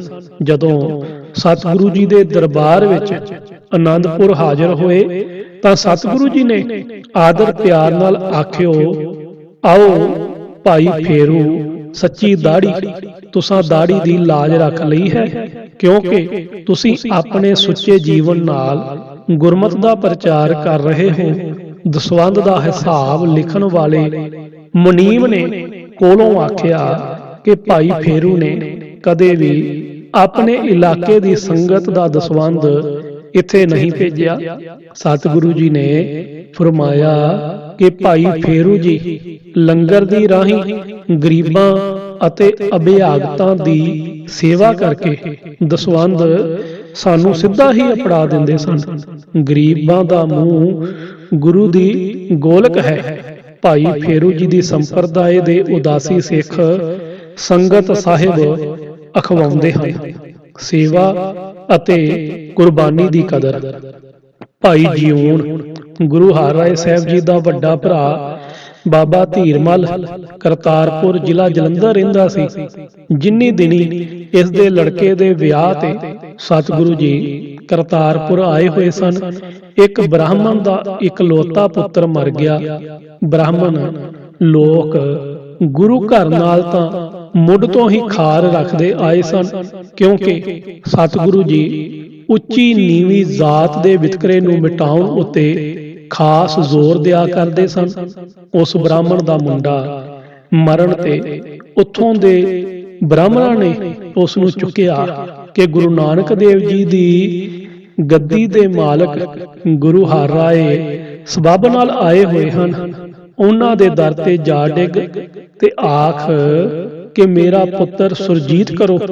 ਬ੍ਰਾਹਮਣਾਂ ਨੂੰ ਇਹ ਆਸ ਸੀ ਕਿ ਮਰਿਆ ਪੁੱਤਰ ਤਾਂ ਮੁੜ ਜਿਉਣੋਂ ਰਿਹਾ, ਇਸ ਤਰ੍ਹਾਂ ਗੁਰੂ ਘਰ ਦੀ ਹੇਠੀ ਹੋ ਸਕੇਗੀ ਤੇ ਸਾਡਾ ਰਸੂਖ ਫਿਰ ਬਣ ਜਾਏਗਾ। ਉਸ ਬ੍ਰਾਹਮਣ ਨੇ ਉਵੇਂ ਹੀ ਕੀਤਾ। ਪੁੱਤਰ ਦੀ ਲੋਥ ਲੈ ਕੇ ਗੁਰੂ ਦਰ ਤੇ ਧਰਨਾ ਮਾਰ ਕੇ ਬਹਿ ਗਿਆ। ਉਸ ਦੇ ਕੀਲ ਨੇ ਸੁਣ ਕੇ ਸਿੱਖਾਂ ਦੇ ਮਨ ਵੀ ਪੰਗਰਿਆ। ਆਪੋ ਵਿੱਚ ਗੱਲਾਂ ਚੱਲ ਪਈਆਂ ਕਿ ਸਤਿਗੁਰੂ ਜੀ ਨੂੰ ਇਹ ਮੁੰਡਾ ਜਿਵਾਲ ਦੇਣਾ ਚਾਹੀਦਾ ਹੈ, ਨਹੀਂ ਤਾਂ ਗੁਰੂ ਘਰ ਦੀ ਹੇਠੀ ਹੋਵੇਗੀ। ਆਖਰ ਇਹ ਘੋਰ ਮਸੋਰੇ ਸਤਿਗੁਰੂ ਜੀ ਦੇ ਕੰਨਾਂ ਤੱਕ ਵੀ ਅੱਪੜ ਗਏ ਤਾਂ ਉਹਨਾਂ ਫਰਮਾਇਆ ਕਿ ਦੂਜਿਆਂ ਦੀ ਭਲਾਈ ਵਾਸਤੇ ਨਿਰੀ ਇੱਛਾ ਹੀ ਕੁਝ ਨਹੀਂ ਸਵਾਰ ਸਕਦੀ। ਜੇ ਉਸ ਭਲਾਈ ਦੀ ਖਾਤਰ ਕੋਈ ਉਦਮ ਨਾ ਕੀਤਾ ਜਾਏ, ਕੋਈ ਕੁਰਬਾਨੀ ਨਾ ਕੀਤੀ ਜਾਏ। ਸਿੱਖ ਇਤਿਹਾਸ ਨੇ ਲਿਖਿਆ ਹੈ ਕਿ ਜਦੋਂ ਗੁਰੂ ਹਰਿਰਾਏ ਸਾਹਿਬ ਨੇ ਇਸੇ ਸੰਬੰਧ ਵਿੱਚ ਇਹ ਆਖਿਆ ਕਿ ਜਿਸ ਸਿੱਖ ਨੂੰ ਬ੍ਰਾਹਮਣ ਦਾ ਮੋਇਆ ਮੁੰਡਾ ਨਾ ਜਵਾਲਣ ਵਿੱਚ ਗੁਰੂ ਘਰ ਦੀ ਹੇਠੀ ਜਾਪਦੀ ਹੈ ਤਾਂ ਉਹ ਜਿੰਦ ਦੇ ਵੱਟੇ ਜਿੰਦ ਦੇਵੇ। ਮਾਲਵੇ ਦੇ ਪ੍ਰਸਿੱਧ ਮਸੰਦ ਗੁਰਪੁਰਵਾਸੀ ਭਾਈ ਭਗਤੂ ਦਾ ਲੜਕਾ ਭਾਈ ਜਿਉਣ ਵੀ, ਜਿਸ ਨੂੰ ਸਤਿਗੁਰੂ ਜੀ ਨੇ ਪਿਓ ਦੇ ਥਾਂ ਪ੍ਰਚਾਰਕ ਦਾ ਕੰਮ ਸੌਂਪਿਆ ਸੀ, ਉੱਥੇ ਹੀ ਦੀਵਾਨ ਵਿੱਚ ਬੈਠਾ ਸੀ। ਸਤਿਗੁਰੂ ਜੀ ਦਾ ਬਚਨ ਸੁਣ ਕੇ ਉਸਨੇ ਬਾਹਰ ਇਕਾਂਤ ਵਿੱਚ ਜਾ ਕੇ ਅਰਦਾਸ ਕੀਤੀ ਅਤੇ ਆਪਣੀ ਜਿੰਦ ਅਰਪਣ ਕਰ ਦਿੱਤੀ, ਜਿਸ ਕਰਕੇ ਬ੍ਰਾਹਮਣ ਦਾ ਮੁੰਡਾ ਜੀਉ ਪਿਆ। ਸਤਿਗੁਰੂ ਜੀ ਨੇ ਭਾਈ ਜਿਉਣ ਦੀ ਇਸ ਕੁਰਬਾਨੀ ਦੀ ਬੜੀ ਸ਼ਲਾਘਾ ਕੀਤੀ। ਭਾਈ ਗੌਰਾ ਮਾਲਵੇ ਦੇ ਮਸੰਦ ਭਾਈ ਭਗਤੂ ਦੇ 2 ਪੁੱਤਰ ਸਨ, ਭਾਈ ਗੌਰਾ ਤੇ ਭਾਈ ਜਿਉਣਾ। ਭਾਈ ਭਗਤੂ ਦੀ ਵਹੁਟੀ ਚਲਾਣਾ ਕਰ ਗਈ ਤਾਂ ਉਸਨੇ ਦੂਜੀ ਸ਼ਾਦੀ ਕਰ ਲਈ। ਜਦੋਂ ਪਹਿਲੀ ਵਾਰੀ ਕੀਰਤਪੁਰ ਤੋਂ ਚੱਲ ਕੇ ਸਤਿਗੁਰੂ ਜੀ ਕਰਤਾਰਪੁਰ ਆਏ, ਭਾਈ ਭਗਤੂ ਵੀ ਇੱਥੇ ਦਰਸ਼ਨ ਕਰਨ ਲਈ ਆਇਆ ਤੇ ਇੱਥੇ ਹੀ ਬਿਮਾਰ ਹੋ ਕੇ ਚਲਾਣਾ ਕਰ ਗਿਆ। ਸਤਿਗੁਰੂ ਜੀ ਦੀ ਸੇਵਾ ਵਿੱਚ ਰਹਿਣ ਵਾਲੇ ਇੱਕ ਸਿੱਖ ਭਾਈ ਜੱਸੇ ਨੇ ਉਸ ਵਿਧਵਾ ਨਾਲ ਵਿਆਹ ਕਰਨ ਦਾ ਖਿਆਲ ਪ੍ਰਗਟ ਕੀਤਾ, ਪਰ ਉਸ ਲੜਕੀ ਨੂੰ ਇਹ ਗੱਲ ਪਸੰਦ ਨਾ ਆਈ। ਭਾਈ ਭਗਤੂ ਦਾ ਵੱਡਾ ਲੜਕਾ ਭਾਈ ਗੌਰਾ ਬਠਿੰਡੇ ਦੇ ਇਲਾਕੇ ਵਿੱਚ ਇੱਕ ਮੰਨਿਆ ਪ੍ਰਮੰਨਿਆ ਆਦਮੀ ਸੀ। ਵਿਧਵਾ ਲੜਕੀ ਆਪਣੇ ਉਸ ਪੁੱਤਰ ਪਾਸ ਚਲੀ ਗਈ। ਜਦੋਂ ਗੌਰੇ ਨੂੰ ਇਹ ਪਤਾ ਲੱਗਾ ਕਿ ਜੱਸਾ ਉਸ ਦੀ ਵਿਧਵਾ ਮਾਂ ਦੇ ਨਾਲ ਸ਼ਾਦੀ ਕਰਨਾ ਚਾਹੁੰਦਾ ਸੀ ਤਾਂ ਉਸ ਨੂੰ ਇਸ ਵਿੱਚ ਆਪਣੀ ਬੜੀ ਹੇਠੀ ਜਾਪੀ। ਜਿੰਨੀ ਦਿਨੀ ਗੁਰੂ ਹਰਿਰਾਏ ਸਾਹਿਬ ਮਾਲਵੇ ਵਿੱਚ ਵਿਚਰਦੇ ਹੋਏ ਭਾਈ ਭਗਤੂ ਦੇ ਪਿੰਡ ਬਿੰਜੂ ਕੇ ਗਏ ਸਨ, ਤਦੋਂ ਭਾਈ ਗੌਰੇ ਨੇ ਭਾਈ ਜੱਸੇ ਨੂੰ ਕਤਲ ਕਰ ਦਿੱਤਾ। ਸਤਿਗੁਰੂ ਜੀ ਨੂੰ ਗੌਰੇ ਦੀ ਇਹ ਕਰਤੂਤ ਪਸੰਦ ਨਾ ਆਈ। ਉਹ ਵੀ ਕੀਤੇ ਉੱਤੇ ਬੜਾ ਪਰੇਸ਼ਾਨ ਹੋਇਆ ਅਤੇ ਭੁੱਲ ਬਖਸ਼ਾਉਣ ਲਈ ਮੌਕਾ ਭਾਲਣ ਲੱਗਾ। ਗੁਰੂ ਜੀ ਕੀਰਤਪੁਰ ਨੂੰ ਵਾਪਸ ਮੁੜੇ ਤਾਂ ਗੌਰਾ ਵੀ ਆਪਣੇ ਸਾਥੀਆਂ ਸਮੇਤ 2-3 ਮੀਲਾਂ ਦੀ ਵਿੱਥ ਤੇ ਪਿੱਛੇ ਪਿੱਛੇ ਰਿਹਾ। ਕੀਰਤਪੁਰ ਆ ਕੇ ਸਤਿਗੁਰੂ ਜੀ ਦੇ ਘੋੜਿਆਂ ਵਾਸਤੇ ਘਾਹ ਕੁਤਰਾ ਕੇ ਭੇਜਦਾ ਰਿਹਾ। ਬਾਬਾ ਧੀਰਮਲ ਦੇ ਲੜਕੇ ਦੀ ਸ਼ਾਦੀ ਤੇ ਗੁਰੂ ਸਾਹਿਬ ਫਿਰ ਕਰਤਾਰਪੁਰ ਆਏ। ਗੌਰਾ ਵੀ ਸਾਥੀਆਂ ਸਮੇਤ ਪਿੱਛੇ ਪਿੱਛੇ ਆਇਆ। ਸਤਿਗੁਰੂ ਜੀ ਸਤਲੁਜ ਦਾ ਪੱਤਨ ਲੰਘ ਕੇ ਉਰਾਰ ਆ ਗਏ। ਪਰਿਵਾਰ ਅਜੇ ਪਿੱਛੇ ਹੀ ਸੀ। ਇਧਰੋਂ ਮੁਖਲਸ ਖਾਂ ਦਾ ਪੁੱਤਰ ਮੁਹੰਮਦ ਯਾਰ ਖਾਂ ਕੁਝ ਸਵਾਰਾਂ ਸਮੇਤ ਦਿੱਲੀ ਨੂੰ ਜਾ ਰਿਹਾ ਸੀ। ਮੁਖਲਸ ਖਾਂ ਲੋਹਗੜ੍ਹ ਵਾਲੇ ਜੰਗ ਵਿੱਚ ਗੁਰੂ ਹਰਗੋਬਿੰਦ ਸਾਹਿਬ ਦੇ ਹੱਥੋਂ ਮਾਰਿਆ ਗਿਆ ਸੀ। ਜਦੋਂ ਮੁਹੰਮਦ ਯਾਰ ਖਾਂ ਨੂੰ ਪਤਾ ਲੱਗਾ ਕਿ ਗੁਰੂ ਹਰਿਰਾਏ ਸਾਹਿਬ ਦੇ ਪਰਿਵਾਰ ਦਾ ਡੇਰਾ ਜਾ ਰਿਹਾ ਹੈ ਤਾਂ ਪਿਓ ਦੀ ਮੌਤ ਵਾਲਾ ਵੈਰ ਉਸ ਅੰਦਰ ਜਾਗ ਪਿਆ। ਡੇਰੇ ਤੇ ਹੱਲਾ ਕਰਾ ਦਿੱਤੋ ਸੂ, ਪਰ ਭਾਈ ਗੌਰਾ ਜੋ ਅਜੇ ਵੀ ਭੁੱਲ ਬਖਸ਼ਾਉਣ ਦੀ ਖਾਤਰ ਪਿੱਛੇ ਪਿੱਛੇ ਹੀ ਆ ਰਿਹਾ ਸੀ, ਸਾਥੀਆਂ ਸਮੇਤ ਮੁਹੰਮਦ ਯਾਰ ਖਾਂ ਦੇ ਮੁਕਾਬਲੇ ਉੱਤੇ ਆ ਅੜਿਆ। ਦੋਹਾਂ ਪਾਸਿਆਂ ਵੱਲੋਂ ਚੰਗੇ ਕਰਾਰੇ ਹੱਥ ਦਿਖਾਏ ਗਏ। ਕਿਤਨੇ ਨੂੰ ਉਤੋਂ ਰਾਤ ਹੋ ਗਈ ਤੇ ਮੁਹੰਮਦ ਯਾਰ ਖਾਂ ਟਾਕਰਾ ਛੱਡ ਕੇ ਸਤਲੁਜੋਂ ਪਾਰ ਲੰਘ ਗਿਆ। ਭਾਈ ਗੌਰੇ ਦੀ ਇਸ ਕੁਰਬਾਨੀ ਦੀ ਖਬਰ ਗੁਰੂ ਹਰਿਰਾਏ ਸਾਹਿਬ ਜੀ ਨੂੰ ਮਿਲੀ। ਉਹਨਾਂ ਗੌਰੇ ਨੂੰ ਸੱਦ ਭੇਜਿਆ ਅਤੇ ਉਸ ਦੀ ਪਹਿਲੀ ਭੁੱਲ ਬਖਸ਼ ਦਿੱਤੀ। ਗੌਰਾ ਸਤਿਗੁਰੂ ਜੀ ਦੀ ਪ੍ਰਸੰਨਤਾ ਲੈ ਕੇ ਬਠਿੰਡੇ ਨੂੰ ਵਾਪਸ ਆ ਗਿਆ। ਹੱਕ ਦੀ ਕਮਾਈ।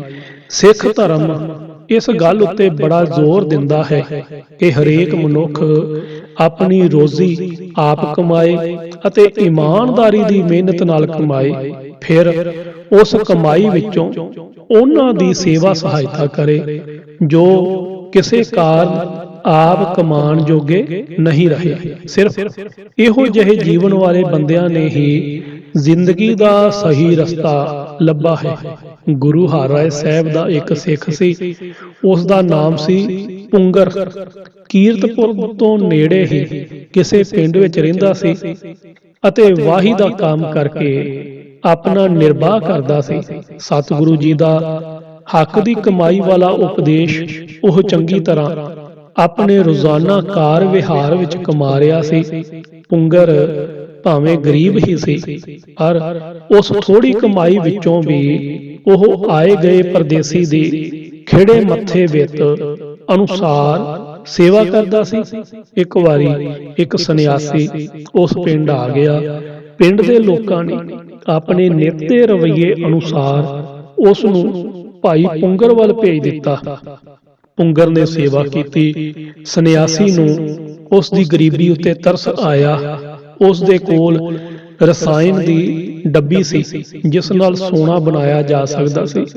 ਪੁੰਗਰ ਨੂੰ ਸੰਨਿਆਸੀ ਨੇ ਉਸ ਰਸਾਇਣ ਦੀ ਸਿਫਤ ਸੁਣਾਈ ਤੇ ਆਖਣ ਲੱਗਾ, ਇਹ ਡੱਬੀ ਤੂੰ ਰੱਖ ਲੈ, ਇਸ ਨਾਲ ਤੂੰ ਆਪ ਵੀ ਸੌਖਾ ਹੋ ਜਾਏਗਾ ਤੇ ਆਏ ਗਏ ਪਰਦੇਸੀ ਦੀ ਸੇਵਾ ਮਨ ਦੀ ਰੀਝ ਨਾਲ ਕਰ ਸਕੇਗਾ। ਪਰ ਭਾਈ ਪੁੰਗਰ ਨੇ ਉਹ ਰਸਾਇਣ ਲੈਣੋਂ ਇਨਕਾਰ ਕਰ ਦਿੱਤਾ। ਉੱਤਰ ਦਿੱਤੋ ਸੂ ਕਿ ਮੁਫਤ ਦੀ ਮਾਇਆ ਦਾ ਮਾਲ ਸਦਾ ਇਲਤਾਂ ਪੈਦਾ ਕਰਦਾ ਹੈ। ਜੁਗਤ ਨਾਲ ਸਿਰਫ ਉਹੀ ਧਨ ਵਰਤ ਸਕੀਦਾ ਹੈ ਜੋ ਆਪਣੀ ਇਮਾਨਦਾਰੀ ਦੀ ਮਿਹਨਤ ਨਾਲ ਕਮਾਈਏ। ਕੀਰਤਪੁਰ ਵਿੱਚ ਗੁਰ ਅਸਥਾਨ ਭਾਈ ਕਾਹਨ ਸਿੰਘ ਜੀ ਨਾਭਾ ਨੇ ਮਹਾਨ ਕੋਸ਼ ਵਿੱਚ ਕੀਰਤਪੁਰ ਵਿਖੇ ਹੇਠ ਲਿਖੇ ਗੁਰ ਅਸਥਾਨਾਂ ਦਾ ਜ਼ਿਕਰ ਕੀਤਾ ਹੈ। ਸ਼ੀਸ਼ ਮਹੱਲ ਆਬਾਦੀ ਦੇ ਵਿਚਕਾਰ ਸਤਿਗੁਰਾਂ ਦੇ ਨਿਵਾਸ ਦੇ ਮਕਾਨ। ਇਹਨਾਂ ਮਹਿਲਾਂ ਵਿੱਚ ਗੁਰੂ ਹਰਗੋਬਿੰਦ ਸਾਹਿਬ ਸੰਮਤ 1691 ਵਿੱਚ ਆਏ ਅਤੇ ਅੰਤ ਤੀਕ ਇੱਥੇ ਹੀ ਰਹੇ। ਸ੍ਰੀ ਗੁਰੂ ਹਰਿਰਾਏ ਸਾਹਿਬ ਜੀ ਅਤੇ ਸ੍ਰੀ ਗੁਰੂ ਹਰਿਕ੍ਰਿਸ਼ਨ ਜੀ ਦਾ ਜਨਮ ਇਹਨਾਂ ਹੀ ਮਹਿਲਾਂ ਵਿੱਚ ਹੋਇਆ ਹੈ। ਇਹਨਾਂ ਮਹਿਲਾਂ ਤੋਂ ਉੱਤਰ ਵੱਲ ਗੁਰੂ ਸਾਹਿਬਾਨ ਦੇ ਇਸ਼ਨਾਨ ਕਰਨ ਦੇ ਅਸਥਾਨ ਵੀ ਹਨ।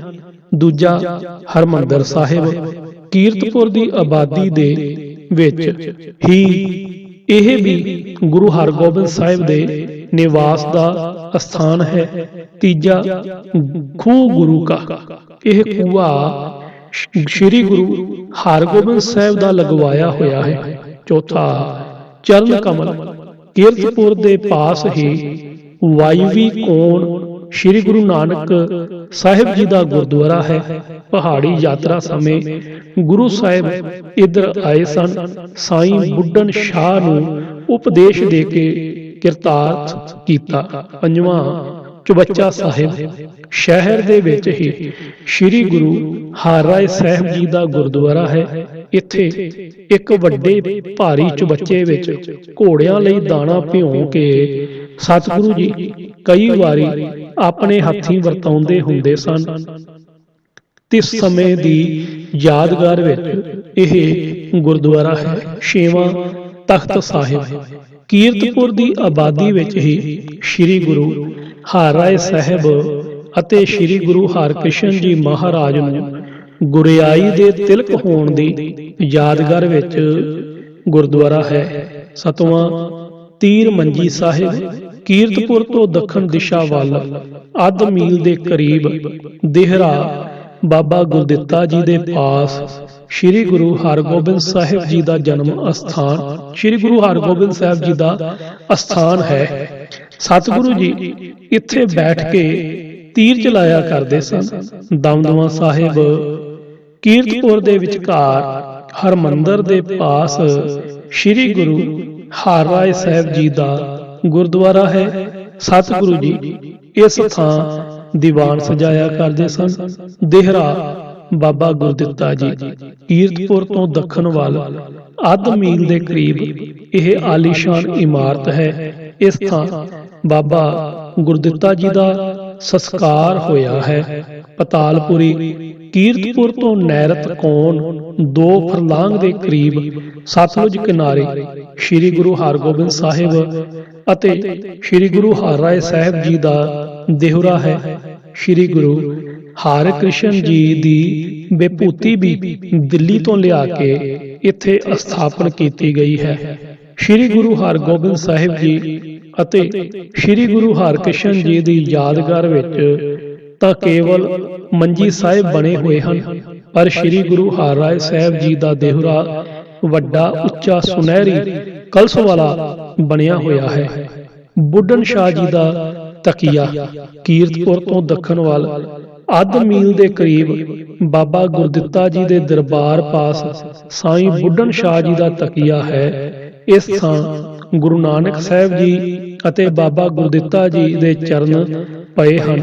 ਵਿਮਾਨਗੜ੍ਹ ਕੀਰਤਪੁਰ ਦੇ ਵਿੱਚ ਹੀ ਉਹ ਅਸਥਾਨ ਹੈ ਜਿੱਥੇ ਦਿੱਲੀ ਤੋਂ ਆਇਆ ਸ੍ਰੀ ਗੁਰੂ ਤੇਗ ਬਹਾਦਰ ਸਾਹਿਬ ਜੀ ਦਾ ਸੀਸ ਟਿਕਾਇਆ ਗਿਆ ਸੀ ਅਤੇ ਇਸ ਥਾਂ ਤੋਂ ਵਿਮਾਨ ਵਿੱਚ ਰੱਖ ਕੇ ਸ਼ਬਦ ਕੀਰਤਨ ਕਰਦੇ ਹੋਏ ਸੰਗਤ ਗੁਰੂ ਸਾਥ ਗੁਰੂ ਗੋਬਿੰਦ ਸਿੰਘ ਜੀ ਆਨੰਦਪੁਰ ਲੈ ਆਏ ਸਨ।